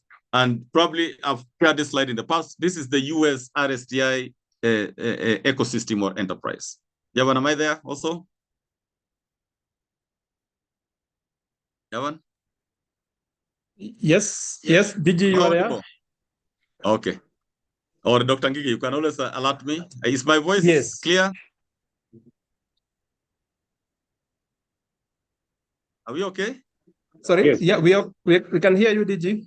Yes. So as we are saying, as these changes are happening in what you're calling the RSTI system, we are also trying to benchmark with global best practice. And I'm just sharing with you, and I think probably I've shared, that this is the Research, Science, Technology, Innovation Enterprise in the US.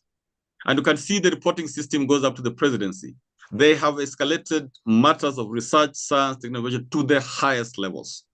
But they will not tell us this. I think I've mentioned this before. They will not. When they collaborate with us, they will tell you research is like, it's a normal thing. It's neither here nor there. But for them, they've escalated. And you can see their National Science and Technology Council, the equivalent on a course, reports to the presidency. Then there's another one of policy only. That could be like in the State Department, Office of Science and Technology Policy, reports directly to the presidency. This could be equivalent in the Ministry of Education to like our department, DRST, I think Department of Research, Science and Technology, just getting involved in policy. And then you can see the Presidential Advisory Council is also reporting to the president. Now, if you look careful and take your time because I don't have time, if you look at the reporting line under the Presidential Council, it is actually the military, the security people. So they're literally forcing that when it comes to STI, security, the economic component, the social component, the security component, every sector must work together, because it is through this that they know the direction of their country, that they're able to predict the control of the world, and there's a lot happening now. So for you who are key decision makers, as focal points in your ministries, in your state departments, please, you could help share up this information that this matter of research, science, and innovation has become extremely important to the world. And the same applies to China. Maybe I've showed this slide again, but you can see also China, they have a state steering committee of science and technology reporting to the state council, which is chaired by the premier. And every year they have an annual report on science and technology, because their leadership, conquering the world, competing. In the past, we used to have what we used to be called, being called the Cold War. Now it's no longer the Cold War, it's actually science and technology war.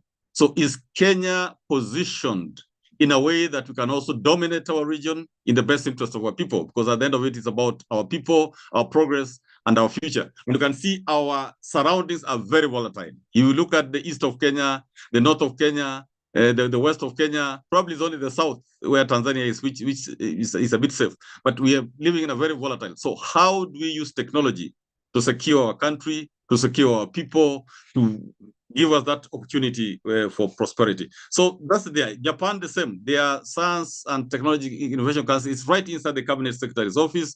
I'm giving an example of Singapore. You can see the Research, Innovation and Enterprise Council is right inside the Prime Minister's office. This is how matters have been escalated. And for some of you colleagues who are involved in some of this key decision making, we are happy that probably your voice is being heard, and probably it will need to be heard more in the best interest of our country. It's not about the Ministry of Education or NACOSTI or NRF. It's about, I think, our country. Now, having said that, and also as a continuation of what my colleagues have been sharing, focusing on the targets. What is the connection? Because this issue of society, this issue of what I think they're calling, if I go to the next slide, the social entrepreneurship is a big thing now.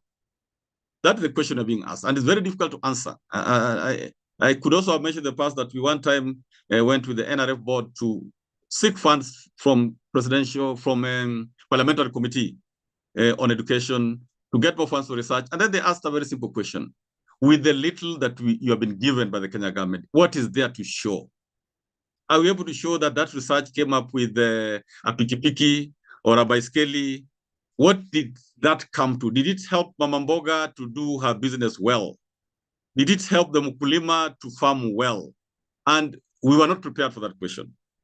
We're not prepared to document and say that. So this is now what is called the research, science, technology, and innovation diplomacy. How do you convert the very complex thing that you do in your ministry, in your state department, in a way that Mama Mboga, Boda Boda, Mukulima, and everybody, the youth can understand? And you saw the Director General of National Intelligence for the first time. They are not in the business of communicating with the public. But for the first time, there's that quite underground pressure that if the public do not understand you, then the same public will make a very wrong decision about you. They will say, we don't see the value of Dacosti. We don't see the value of this State Department. We don't see the value of this. So how do we convert what we do into simple language that we can say, yes, Mama Mboga or Boda Boda, we're impacting you on this one? That is what we need to request. So we are just asking, and this is the task that all of us have been given, that how do we infuse all mainstream RSTI into the society to help us realize the bottom-up economic, the government's agenda better. First, how do you enhance Kenya's global competitiveness? This is a big question, by the way, that number 2 also. Because when you are globally competitive, then you're able to attract partnerships, you're able to attract businesses in our country, you're able to attract so many other things, tourists in our country, and so forth. Then funding for RSTI, that has been a challenge. And because of the limited funding, the donors are also funding. So as some of the ministries, if you're here, if the Minister of Defense is here, if the Minister of Interior is here, if the Minister of Foreign Affairs is here, have we had the opportunity to measure the donor dominance? They give us money, beautiful and fantastic. But what are the benefits to us and what are the benefits to them? It's a big question which even as Nakosti are being asked. So I would ask if we have focal points from the Ministry of Foreign Affairs, Minister of Interior, Minister of Agriculture, all of us, by the way. And I would mention from the data that we are getting, like some of our great institutions, and allow me to mention, just like Kemri, they get around 6-7 billion from donor funding for their research annually. That's annual. What they get from government might even be less. Now, the question that we need to ask, and particularly the Minister of Interior needs to help us on this, what is that money doing? Yes, and what are they getting out of it? Because an institution can fund your research, get the innovation from that research, patent it at WIPO, and form a multi-billion industry, which gives them billions, and they take just a little drop of that billion to fund your PhD, to fund your master, and you're very excited. You're very excited. You know, we are receiving 10 scholarships. We are receiving 20 scholarships. We are receiving postdoc support from this country. But if you check slowly, you might find that some of those outcomes from the postdoc or from the PhD is making multi-billion industry. And you'll see this based on the number of patents that are out there, which is shocking, by the way. So we are being called upon to account is necessary that even as we engage, you might be so excited. We are receiving a lot of money from donors, but what are they getting in return? And is it worth it? Can we have a share of what they're getting in return? Then, of course, the issues of climate change, renewable energy, digital divide, and IP, very, very critical. So with that, it takes me to also some figures I just got also, I think yesterday. I used to have the one of 2021. I think I've added 2022, 2023. And you can see 2021, the total value of exports, and I'm not a specialist, by the way. So those of you from the National Treasury and economic related departments, please assist me on this. Yeah, in the total value of exports in 2021, that's Kenyan exports, was US dollars, I think there's 6.7 billion US dollars, if you look at the figures. Now, the total value of imports was 3 times. Yes, you multiply 6 by 3 is around 18 or 19 or 20 there. Yes, about 3 times. In 2022, you can see it's almost the same. In 2023, we have improved. We have more exports, but we have reduced.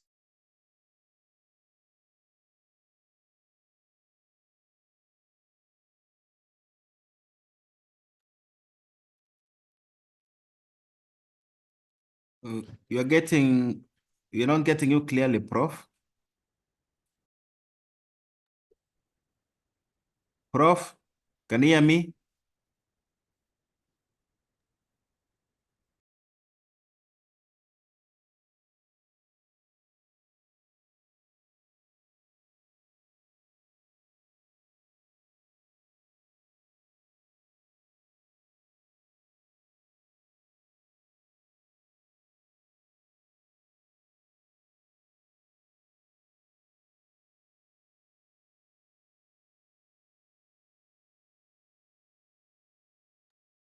Sorry, we are trying to contact Professor Yawa. I think there is some network challenge from his end.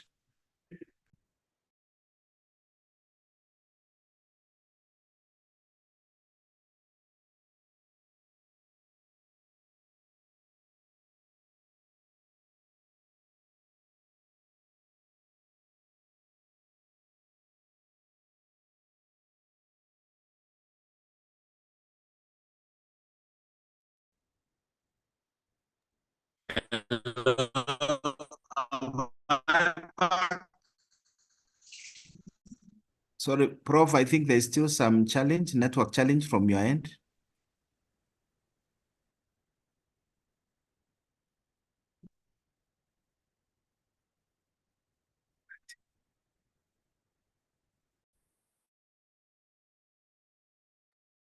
Am I audible, Javan?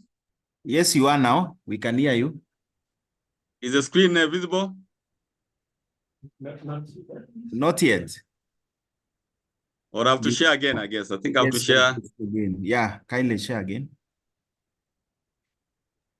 Is it? We can see still it's not.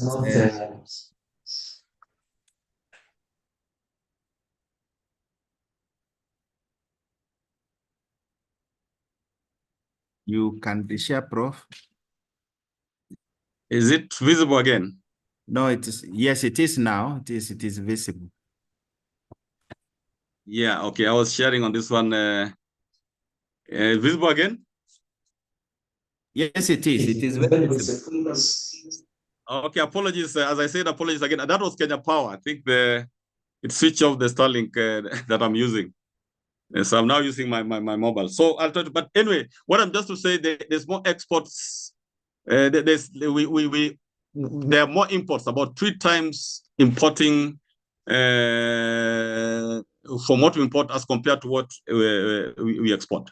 Now, coming back to, I think, the slides that we have had, I think, as you know, we have been charged with the responsibility of coordinating, I think being the secretary for STM and streaming. And as we've said before, the value proposition in this STM and streaming indicator, especially for those who are with us for the first time, is to anchor Kenya as a top-notch technology innovation hub, and that's what attract business. Also, we would want to impart a culture of creativity, innovativeness in the entire government system, and this is very much in line with what His Excellency the President has said in the past, that is betting on RSTI to position his government in a better way. But most importantly, we want to encourage very strongly a whole of government approach. Institutions have been working alone, and we don't achieve much because we end up duplicating, spending a lot of money on duplication instead of focusing on the outcome. Like it's a program, it's a project, we want to have the first Kenyan car. And we talk of which institutions, instead of going discipline-based, so that we have the agriculturists are doing their thing, the medics are doing their thing, and they all try to do the same to help the common person. So things are turning out to be, is it problem-based or program-based? If you have the COVID pandemic, the question is which experts are supposed to come together to solve it? So rather than have the Ministry of Health doing their thing there and the Ministry of Agriculture doing their thing, that whole of government approach becomes extremely important. We wish it could be made or strengthened through a legal action. If you remember, the security agencies now have the National Counterterrorism Center, which is actually a multi-agency agencies, because no single agency can succeed. So that's our value proposition. We have been receiving data. Javan, I hope I'm audible. Or Dr. Ngigi? Yes, you are. Yes, we have been getting this data and we are very grateful. We are validating quite a good amount of this data, but please give us the correct data. As people were saying, sometimes we ask in those templates, we ask for annual data. What is your annual expenditure on research? Then there's a place where they ask you, what is your expenditure over the last 5 years? Those are two different. So probably you can even qualify and specify. You're allowed to indicate what you have given is for 1 year or for 5 years. So it becomes very difficult to assess whether you're talking about 1 year or 5 years to help us in giving a report to the Kenya government. Now, this presentation is more about the Kenya's global competitiveness. How are we contributing to these indices which are there? The Global Innovation Index, the World Competitiveness Ranking, the Frontier Technology Index. So there must be 1 or 2 that fits within your ministry or your department. If you're talking of SDGs, then the Minister of Environment plays the lead here, a very strong lead.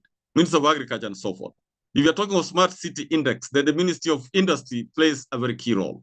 And that's why we were saying that when it comes to STM streaming, it's literally everybody in the country. There's something somewhere that you're able to contribute. So I'll put this question again, that even as you advise your PSS, your cabinet secretary on some of these things, it would be good just to share with him or her that, sir or madam, in our State Department, in our ministry, we contributed this to Kenya's global competitiveness. Use SDG index. Yeah, what we are doing, like planting of trees, we are actually improving Kenya's SDG index from this to that. That becomes very encouraging, even for your bosses who are there. I just want to share maybe something I've shared that in 2024, Kenya moved from rank number 100 to number 96. And this was because Nacosti, part of the data that we received on research and development, we provided to WIPO. There are some places where we're still scoring very badly because that data is not there. That data is probably not RSJ data. It could be probably data which concerns your ministry. We are again pleading with you to assist us on that.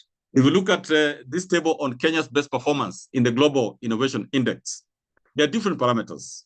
And that's why I'm saying, ladies and gentlemen, there is somewhere that you can contribute significantly, and that will even make your boss very happy. I've just picked where Kenya did very well. You can see in terms of patterns by origin. These are patterns mainly by foreigners. We are doing well, not by Kenyans, but by foreigners. Foreigners who undertake to have their products patented globally, both outside Kenya and within Kenya. So Kenya gains 4 ranks and performs well in venture capital. Venture capital is money received from foreign entities, which are doing very well. You can see ICT services. If you're from the Ministry of ICT, probably you need to pat your back because we have done very well on things related with ICT services, where we're ranked number 17, probably 1 out of 133 countries. You will look at the first and second column.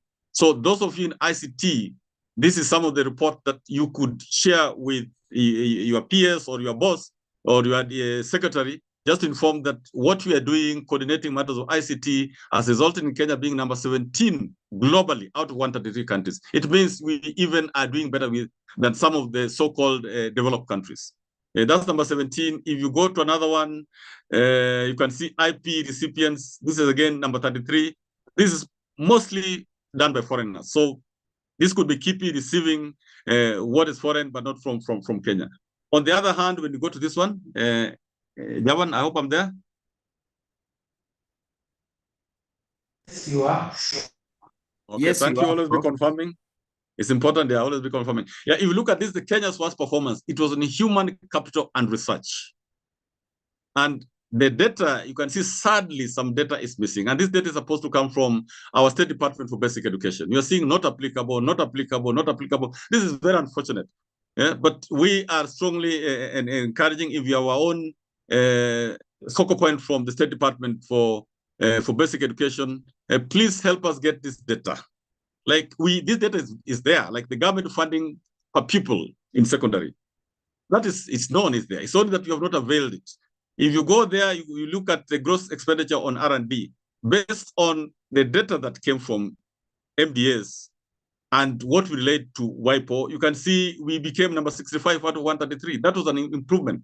And the data we have just relayed, I think recently relayed by Dr. Ngigi, we think it's going to improve. So the data you are giving is key.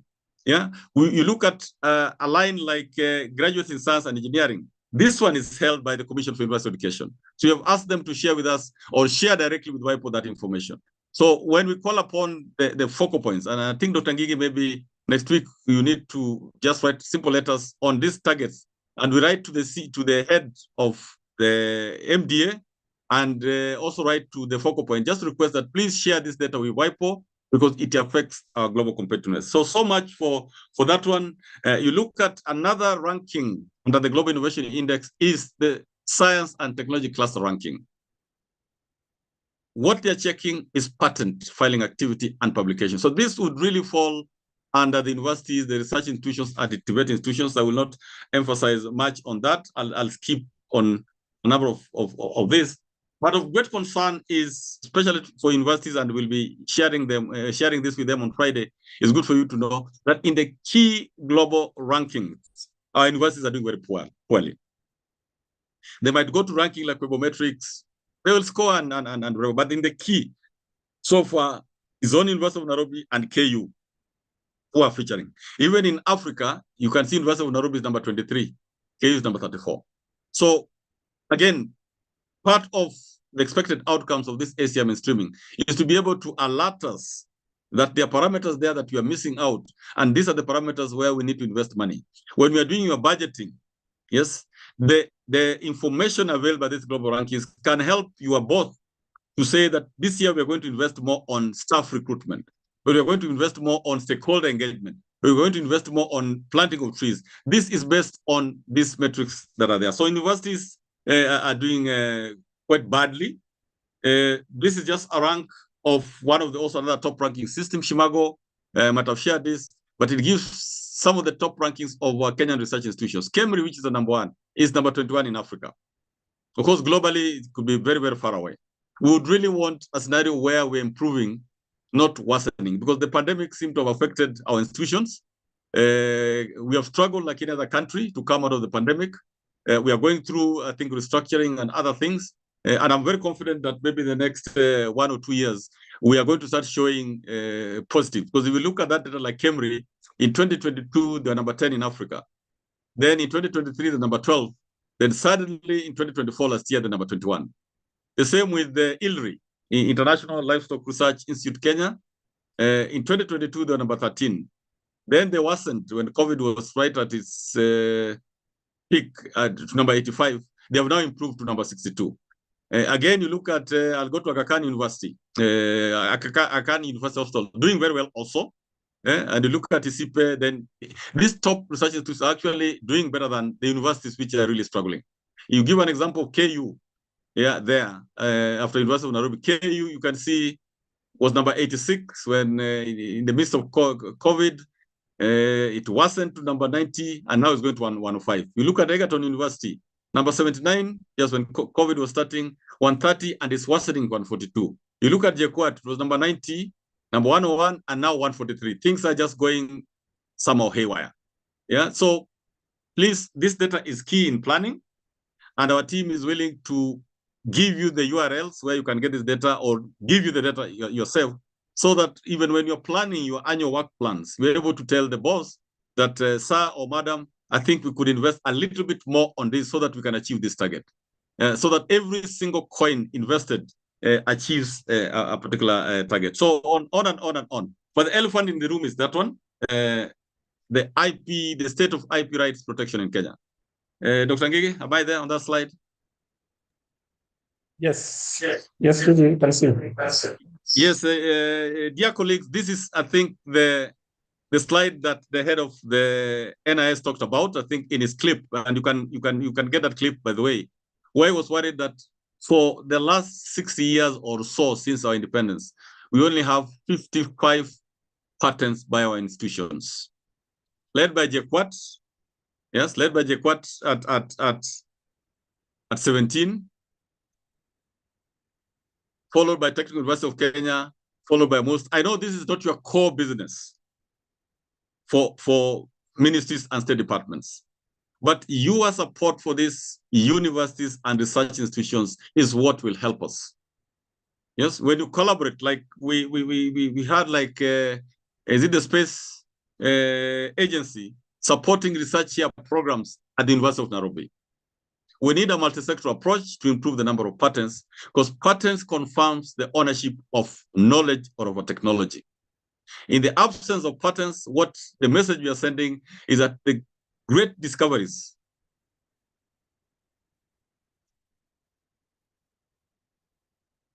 I'm just receiving a call, but give me just a minute to respond to it. Yeah, am I audible? Dr. Ngigi? Yes, Prof, we can hear you. Yeah. So what I'm saying, please, colleagues, just take note that we have 55 patents since independence. And if you compare that with China, in 1 year, China applied for 1.4 million patents, US 252. So the big question is, where are they getting the knowledge and technology to patent? Is it their own knowledge? Is it from you and me? This one I throw it to all of us for discussion. So that's extremely important, and it's what I wanted to highlight in our meeting. In terms of funding, we also have this slide which shows that as much as the research funds being given to NRF are very limited, But there's money within the Kenyan, like in the business enterprise, in the big companies, Safaricom, East African Breweries, Equity, and so forth. There is some money, but it's not easy to get that money. And that's why we need a collective approach that will enable us to access that 121 billion that's available for research, technology development, and infrastructure development. So there's some money out there. Very quickly, allow me just to share what happens in the world. That in New Zealand, I just got this slide, I think the other day, it is happened in January. The science infrastructure is in for a major shakeup. The focus is on commercialization. Our universities, research institutions might not be able to commercialize. Yes, might not be able to commercialize without the support of ministries and state departments. So please assist on that. And there's other changes that are happening. I think I'll just skip. I would put I don't know, I'm not sure if there's this ranking of country brand ranking. This would be very good for Kentrade and the Ministry of Industry and so forth. So for those focal points from the Ministry of Industry and related ministries and state departments, are you aware of this data, which talks of country brand? Kenya's ranked number 75 out of 206, which is quite good. Is there improvements which you can do? And you can see the parameters that they're checking is attraction of investment. Okay, how do you attract investment into Kenya? They're talking of tourism, the extent of tourism, which Kenya is doing very well. But they're also talking of attraction of talent. Are we able to attract talent, our neighbors, into the country? They're talking of prominence, increase of public diplomacy efforts, and then they're talking of exports. This is what STI mainstreaming is about, that if your ministry is in this domain of improving our brand, then are you able to quantify your contribution or what you're getting on that? Another one, which is again is for probably the Ministry of Industry, is Productive Capacities Index. Okay, there's data there which we will share with you. Yes, we are not doing very well on this, probably because of some data which is missing. But how are we productive in terms of being measured by independent, not by ourselves, by the independent person? So I throw again that one to all of us, Productive Capacities Index. Then, and you can see on that graph that South Africa is leading in terms of Productive Capacities Index. If you talk from 2000 to 2022, South Africa has been leading. Then if you look at what they're calling ODC, that is other developing countries, Egypt is competing with South Africa. And you can see where Kenya is. So we have improved actually significantly from below an index of below 25 to now an index of 37 there.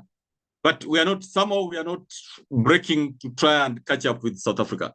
Very key, productivity has direct bearing on economic development. It has direct bearing on job creation. It has direct bearing on the bottom-up economic transformation agenda. So these are the indices that we need to be sharing and asking, what are the parameters? What are they checking? We might not like some of the parameters, but that is what is there for now until you get a new one. So those are the things that I wanted to share with us. And with that, I think the rest, let me just check. Yes, this is also very good data. And Dr. Ngigi, I hope I'm still there. On startup investment in 2024, Kenya performed very well. Are we there, Dr. Ngigi? Yes. Yes, sure. Yes. Yeah. So, colleagues, as I come to the end, this is another data which some of you already have, especially in that sector. You can see in 2024, Kenya as a country, I think our youngsters and innovators attracted $638 million US. It was the best in Africa. What we need now to ask the ones who are supervising this, whether the Ministry of Industry, whether the Kenya National Innovation Agency, is that to what extent are we using that $638 million US for the benefit of the country?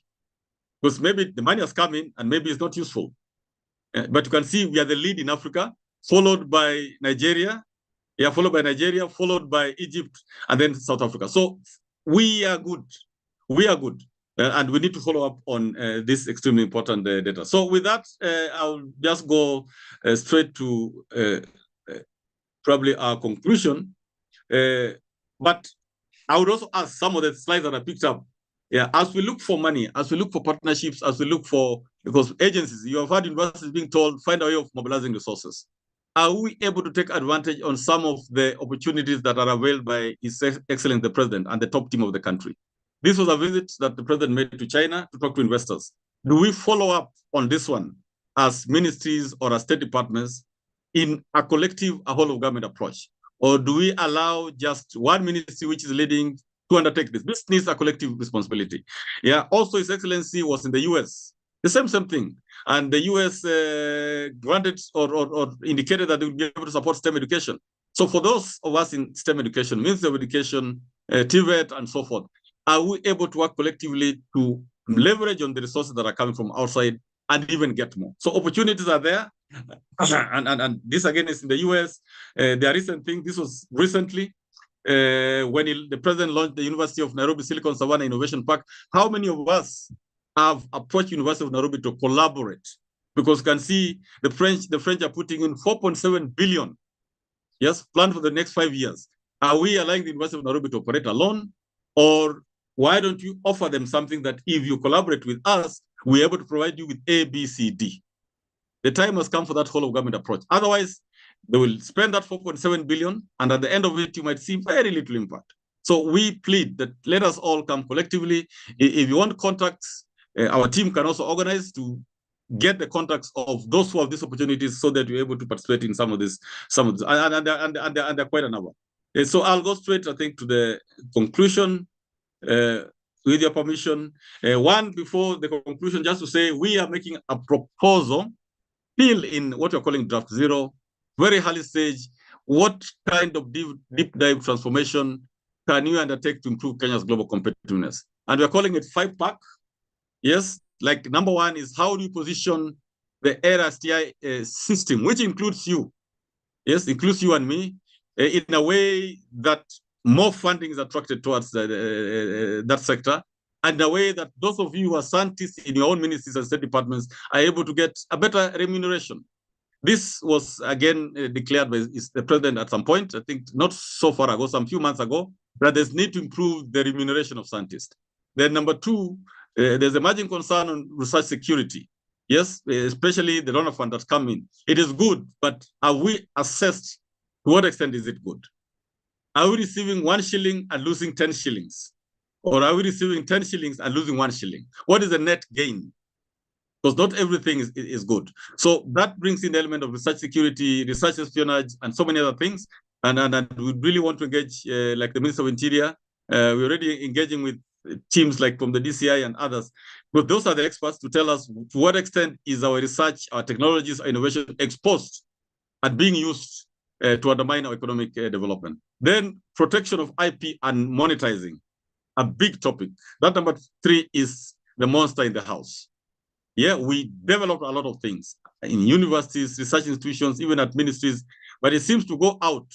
We display our things in exhibitions. You go to Nairobi Show or the annual exhibition or forum, and you see great invention. But when you ask, have you tried to patent what you're displaying? They tell you no. So every year people come, collect them, take them out of the country, convert them into something and sell it back to us.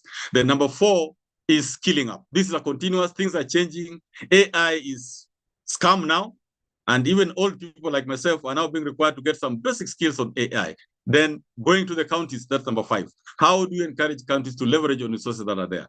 The goals, the minerals that are there, the agricultural soil that is there. How do we, using this STM streaming and other elements, encourage the counties to be self-sufficient in their own? So with that, thank you very much. I think the concluding remarks remain the same. The low number of patents is worrying. We need to improve on it. We need to demonstrate our institutional impact on the bottom-up economic transformation agenda, and also in Kenya's global competitiveness. And STI mainstreaming is on course in escalating matters. I thank you, and back to you, Mr. Javan and Dr. Ngigi. In case of any few questions that I can answer, most of the questions I think our team can answer, but in case of one which someone might desire to target for my response, then let me hear and I will try to see if I can answer it. Thank you very much. Thank you, Professor Oyawa, the CEO NACOST. I think it was very comprehensive, and some of the issues that have been raised by participants, I think much of it actually has been responded to. But I think as we had indicated earlier, ladies and gentlemen, we can use this opportunity now to be our plenary. As we stated earlier, and before the presentation from the CEO NACOST, we had indicated that you can write You can use question and answer where you can write.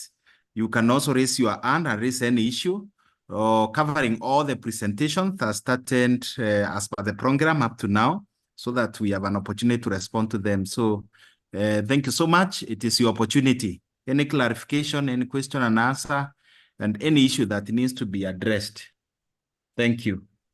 As you do that also, we have documented some issues that you have been able to raise, that we have been able also to capture during the time of implementation process, and this will be raised by Dr. Gigi. Some of the issues. Yes, Thank you. Javan, am I audible? Yes, you are, Prof. We can hear you. Yes, I hope you have tried to answer some of the questions in the chat. I'm seeing our colleague David Nyare is asking, you need to expand on option 4 on tech transfer or regulate and assure quality assurance. So I hope our team will do that. Then for ministries that have several state departments, will the state departments report separately? And therefore, will there be one work plan specific to state departments? I think, again, you need to answer that. But each state department has its own mandate, my quick take, and therefore they need to respond separately. The ministry at the CS level coordinates and supervises the state departments. So their work is mainly coordinating, supervising, but each state department, I think, has very, very unique roles. And it has an accounting officer. And therefore, I would guess they need to report separately. I'm just going through, I don't know if there's another one on the charts. Javan, are you able to see if there's another one? Yes, I'm looking at them. We have answered quite a number. Let me check. Oh, okay, if you have answered quite a number, then I think it's quite okay. That's quite good. So if there's any burning one. Yeah, we don't have anything pending, Prof. Okay. But we can give them the opportunity in case there's anything burning, they can be able to raise it directly. Okay, so I think the rest then you can handle with the. I'm seeing a good presentation. Thank you. Nice elaborate presentation. Yes, thank you. Yeah, so if there's, I'll give one minute if there's any urgent query that you could answer at this level. But you could also share what you think some of your state departments could do, or the challenges you are meeting in implementing this mandate.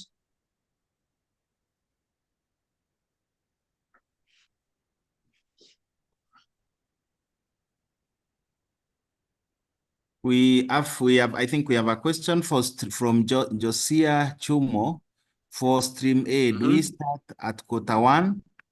Yes, maybe I can quickly respond to that. Yes, for stream, of course, quarter 1 is the planning where we are doing our work plan. So everyone start at quarter 1, of course, by preparing your work plan. And then after that, you start implementation of your work plan as per the activities you have identified within the work plan.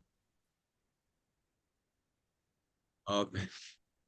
So with the permission, I think, colleagues, if you allow me, I'll just exit quietly. And I think our team will do their best to respond to your questions. We believe this is a very important target. As you can see, it's cross-cutting. Matters of technology cross-cuts everywhere. And we are also learning as we undertake this task. We have learned a lot and continue to learn. Thank you very much. So Javan, back to you to continue. Thank you, Prof. Thank you so much for that session. I think at this juncture, I invite Dr. Gigi, who has some issues that have been captured, issues that have been affecting MDAs over a period of time, so that we can share them in terms of experience and, of course, finding a corrective action. Karibu, Dr. Gigi. Okay. Thank you so much, Javan. And thank you so much, DJ Nakosti, for that elaborate presentation that has really put everything into a context. And most also importantly, we really need to thank our colleagues from the ministries, various state departments and other agencies that are being represented today.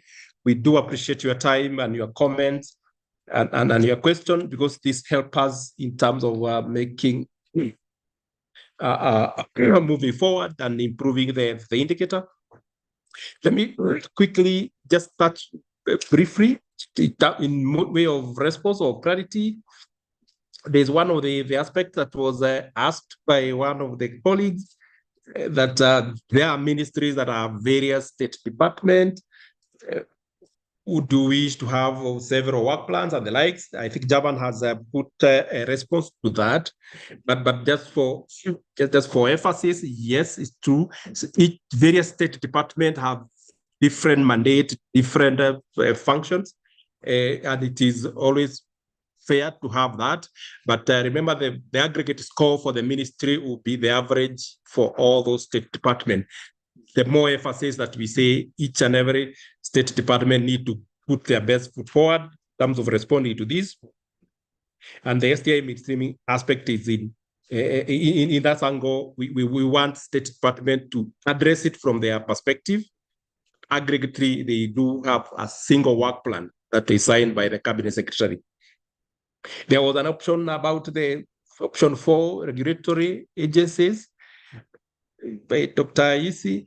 Yes, what we mean by that is it's okay. We are providing the 5 various options that are in stream B, so that we are able to capture and give different institutions an opportunity to contribute from their mandate, from their perspective.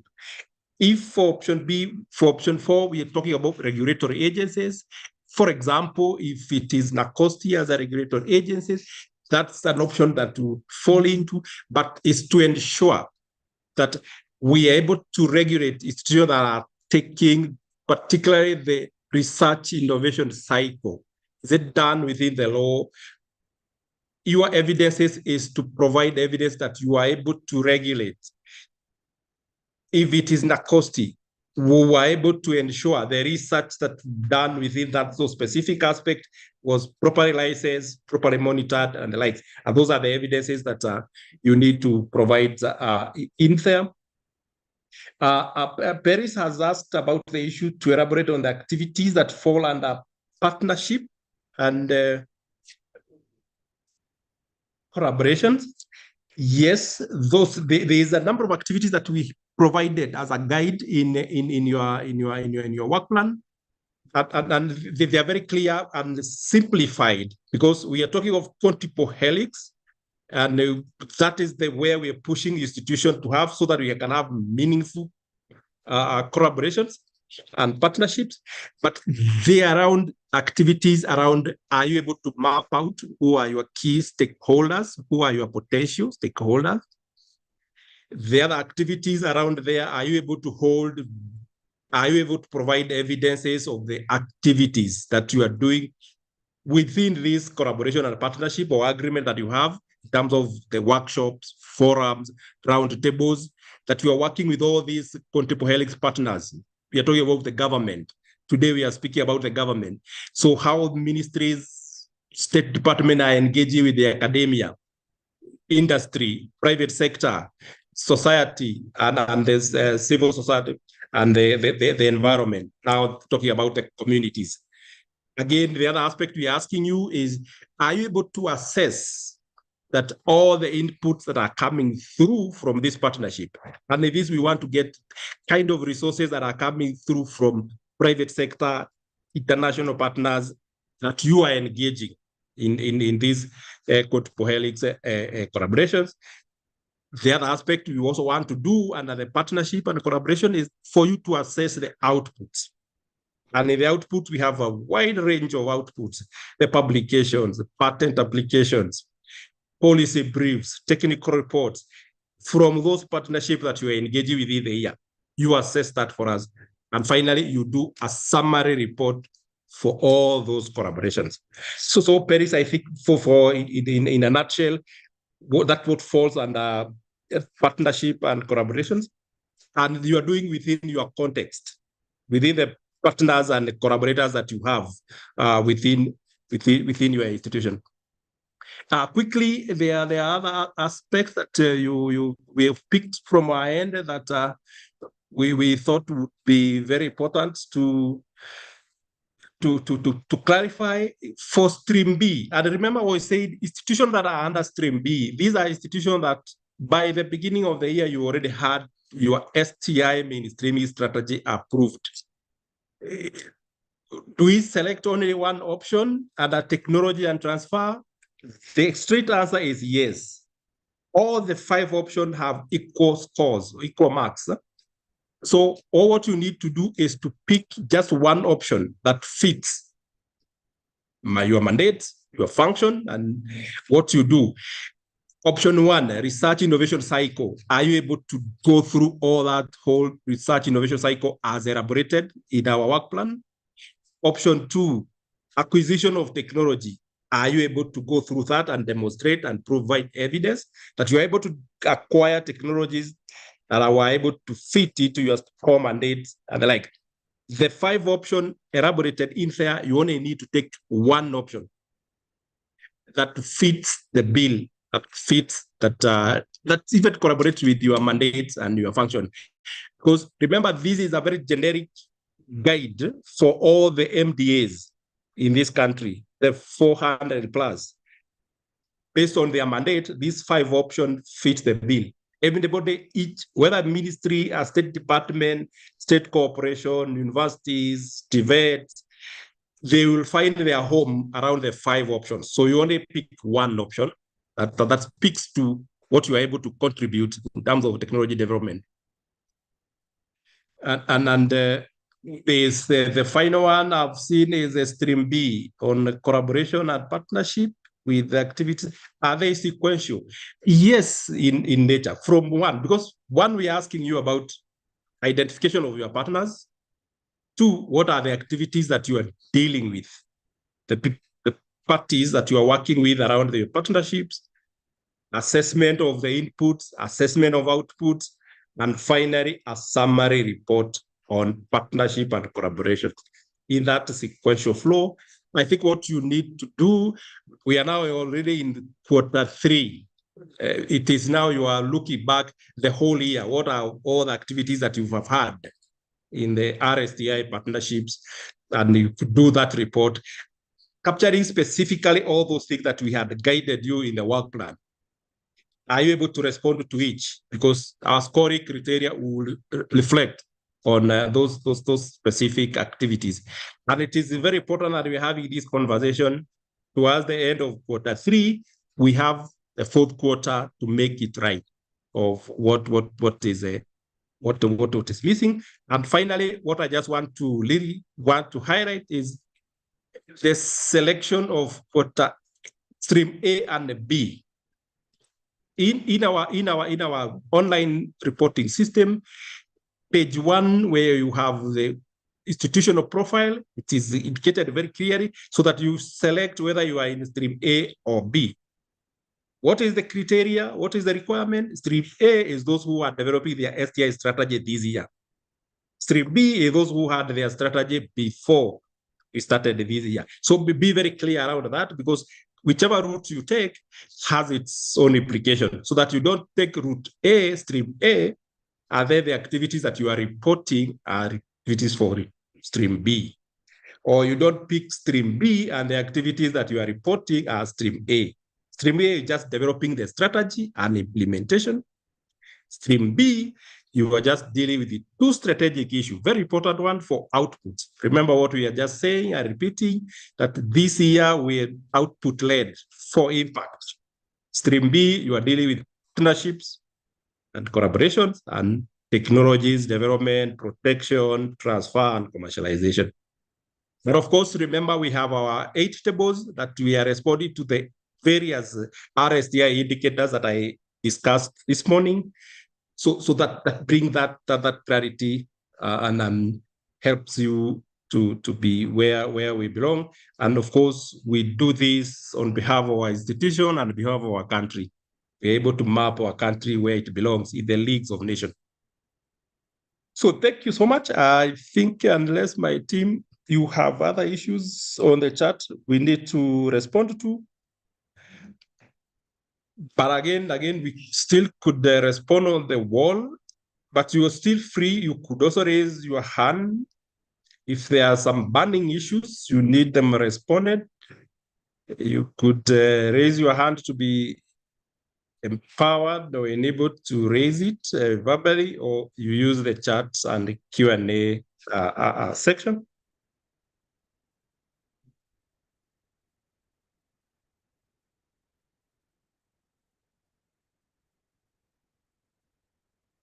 Okay, Dr. Aisi, on the wall, I can see you're asking what is next for certification training, capacity building. Yes, thank you so much for this. These certification modules is another very important aspect to empower and build capacity for STI-based streaming. We'll be rolling out the call with a specific module that will be rolling out. But again, just to highlight, it is important. In this forum, you could also express interest that you really wish to undertake this training or this module that is of your interest, and we should be able to take care of your concern and your interest around that. But very soon, we are going to roll out the advert for the subsequent. Immediately, we roll out our fourth multi-sectoral conference that is coming up next month, that you are all most highly welcome and invited to attend. Then what else?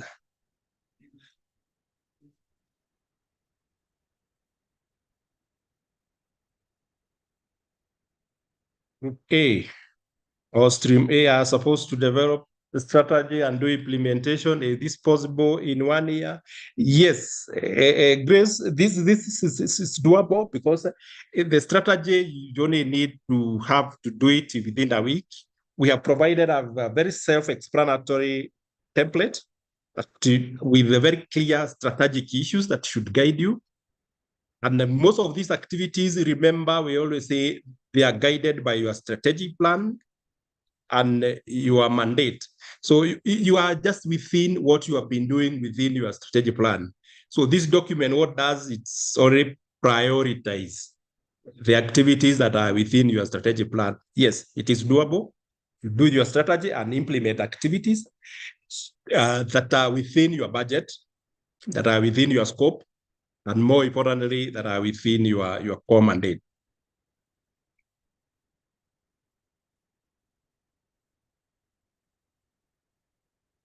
Okay, could you please post the presentation of the focal person? Yes, that will be shared.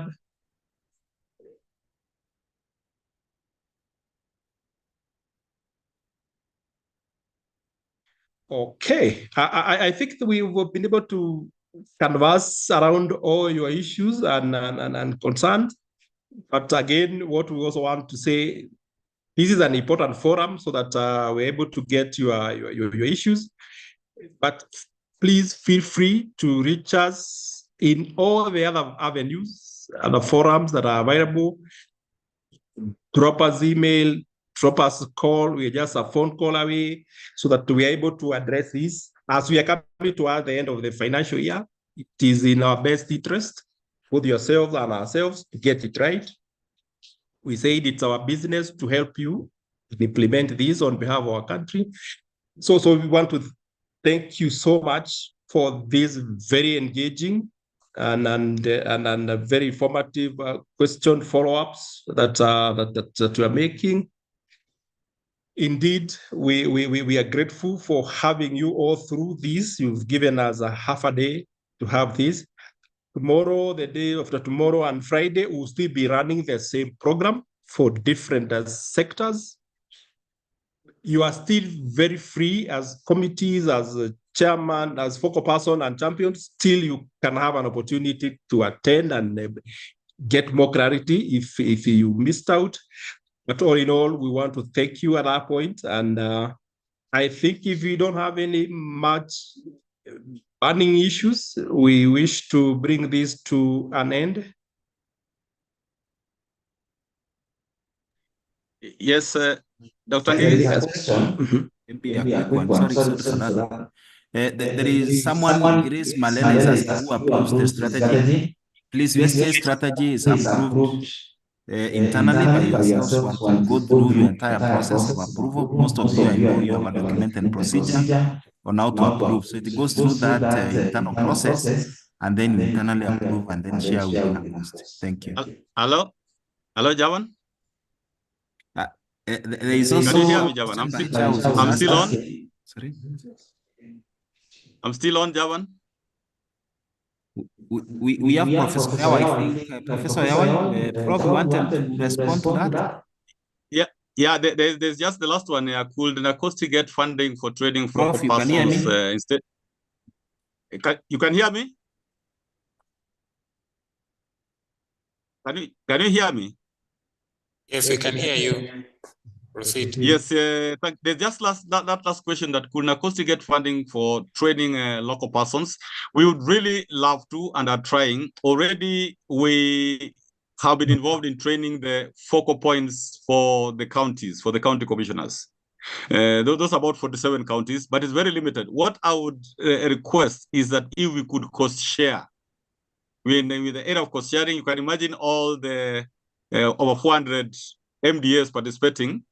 And if we are seen to be selective, it would be a challenge. For the county focal points at county commissioner's office, we did that because it was a security issue.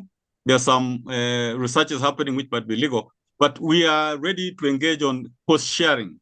If you are to invite all focal points, because we have this 8 modular training, how do you assist you to participate? There are some ministries which are very rich. Perhaps they could also help us to support ministries that think they might not have the capacity. But it's a good initiative, and I think our team will want to engage further on that. Thank you. Back to you, Javan. Thank you. Thank you, Prof.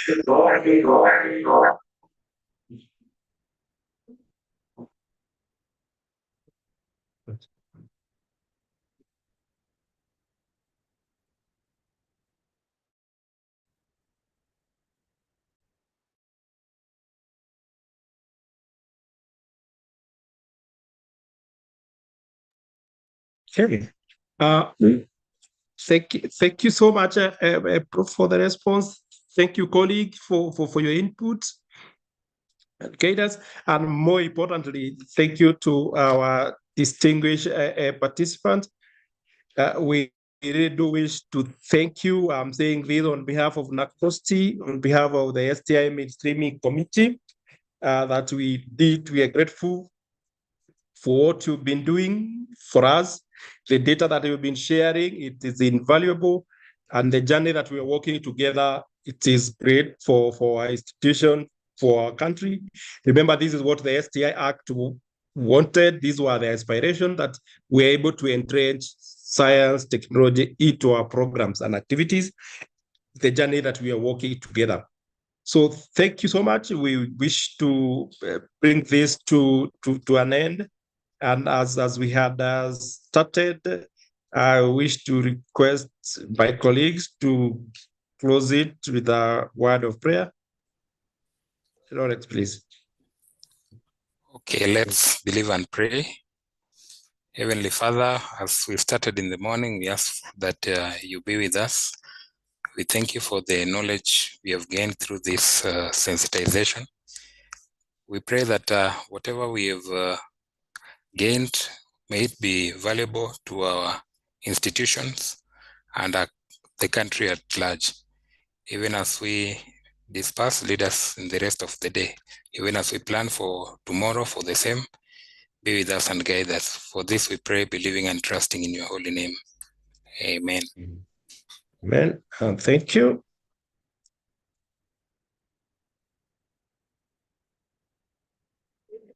And bye. Have a nice afternoon.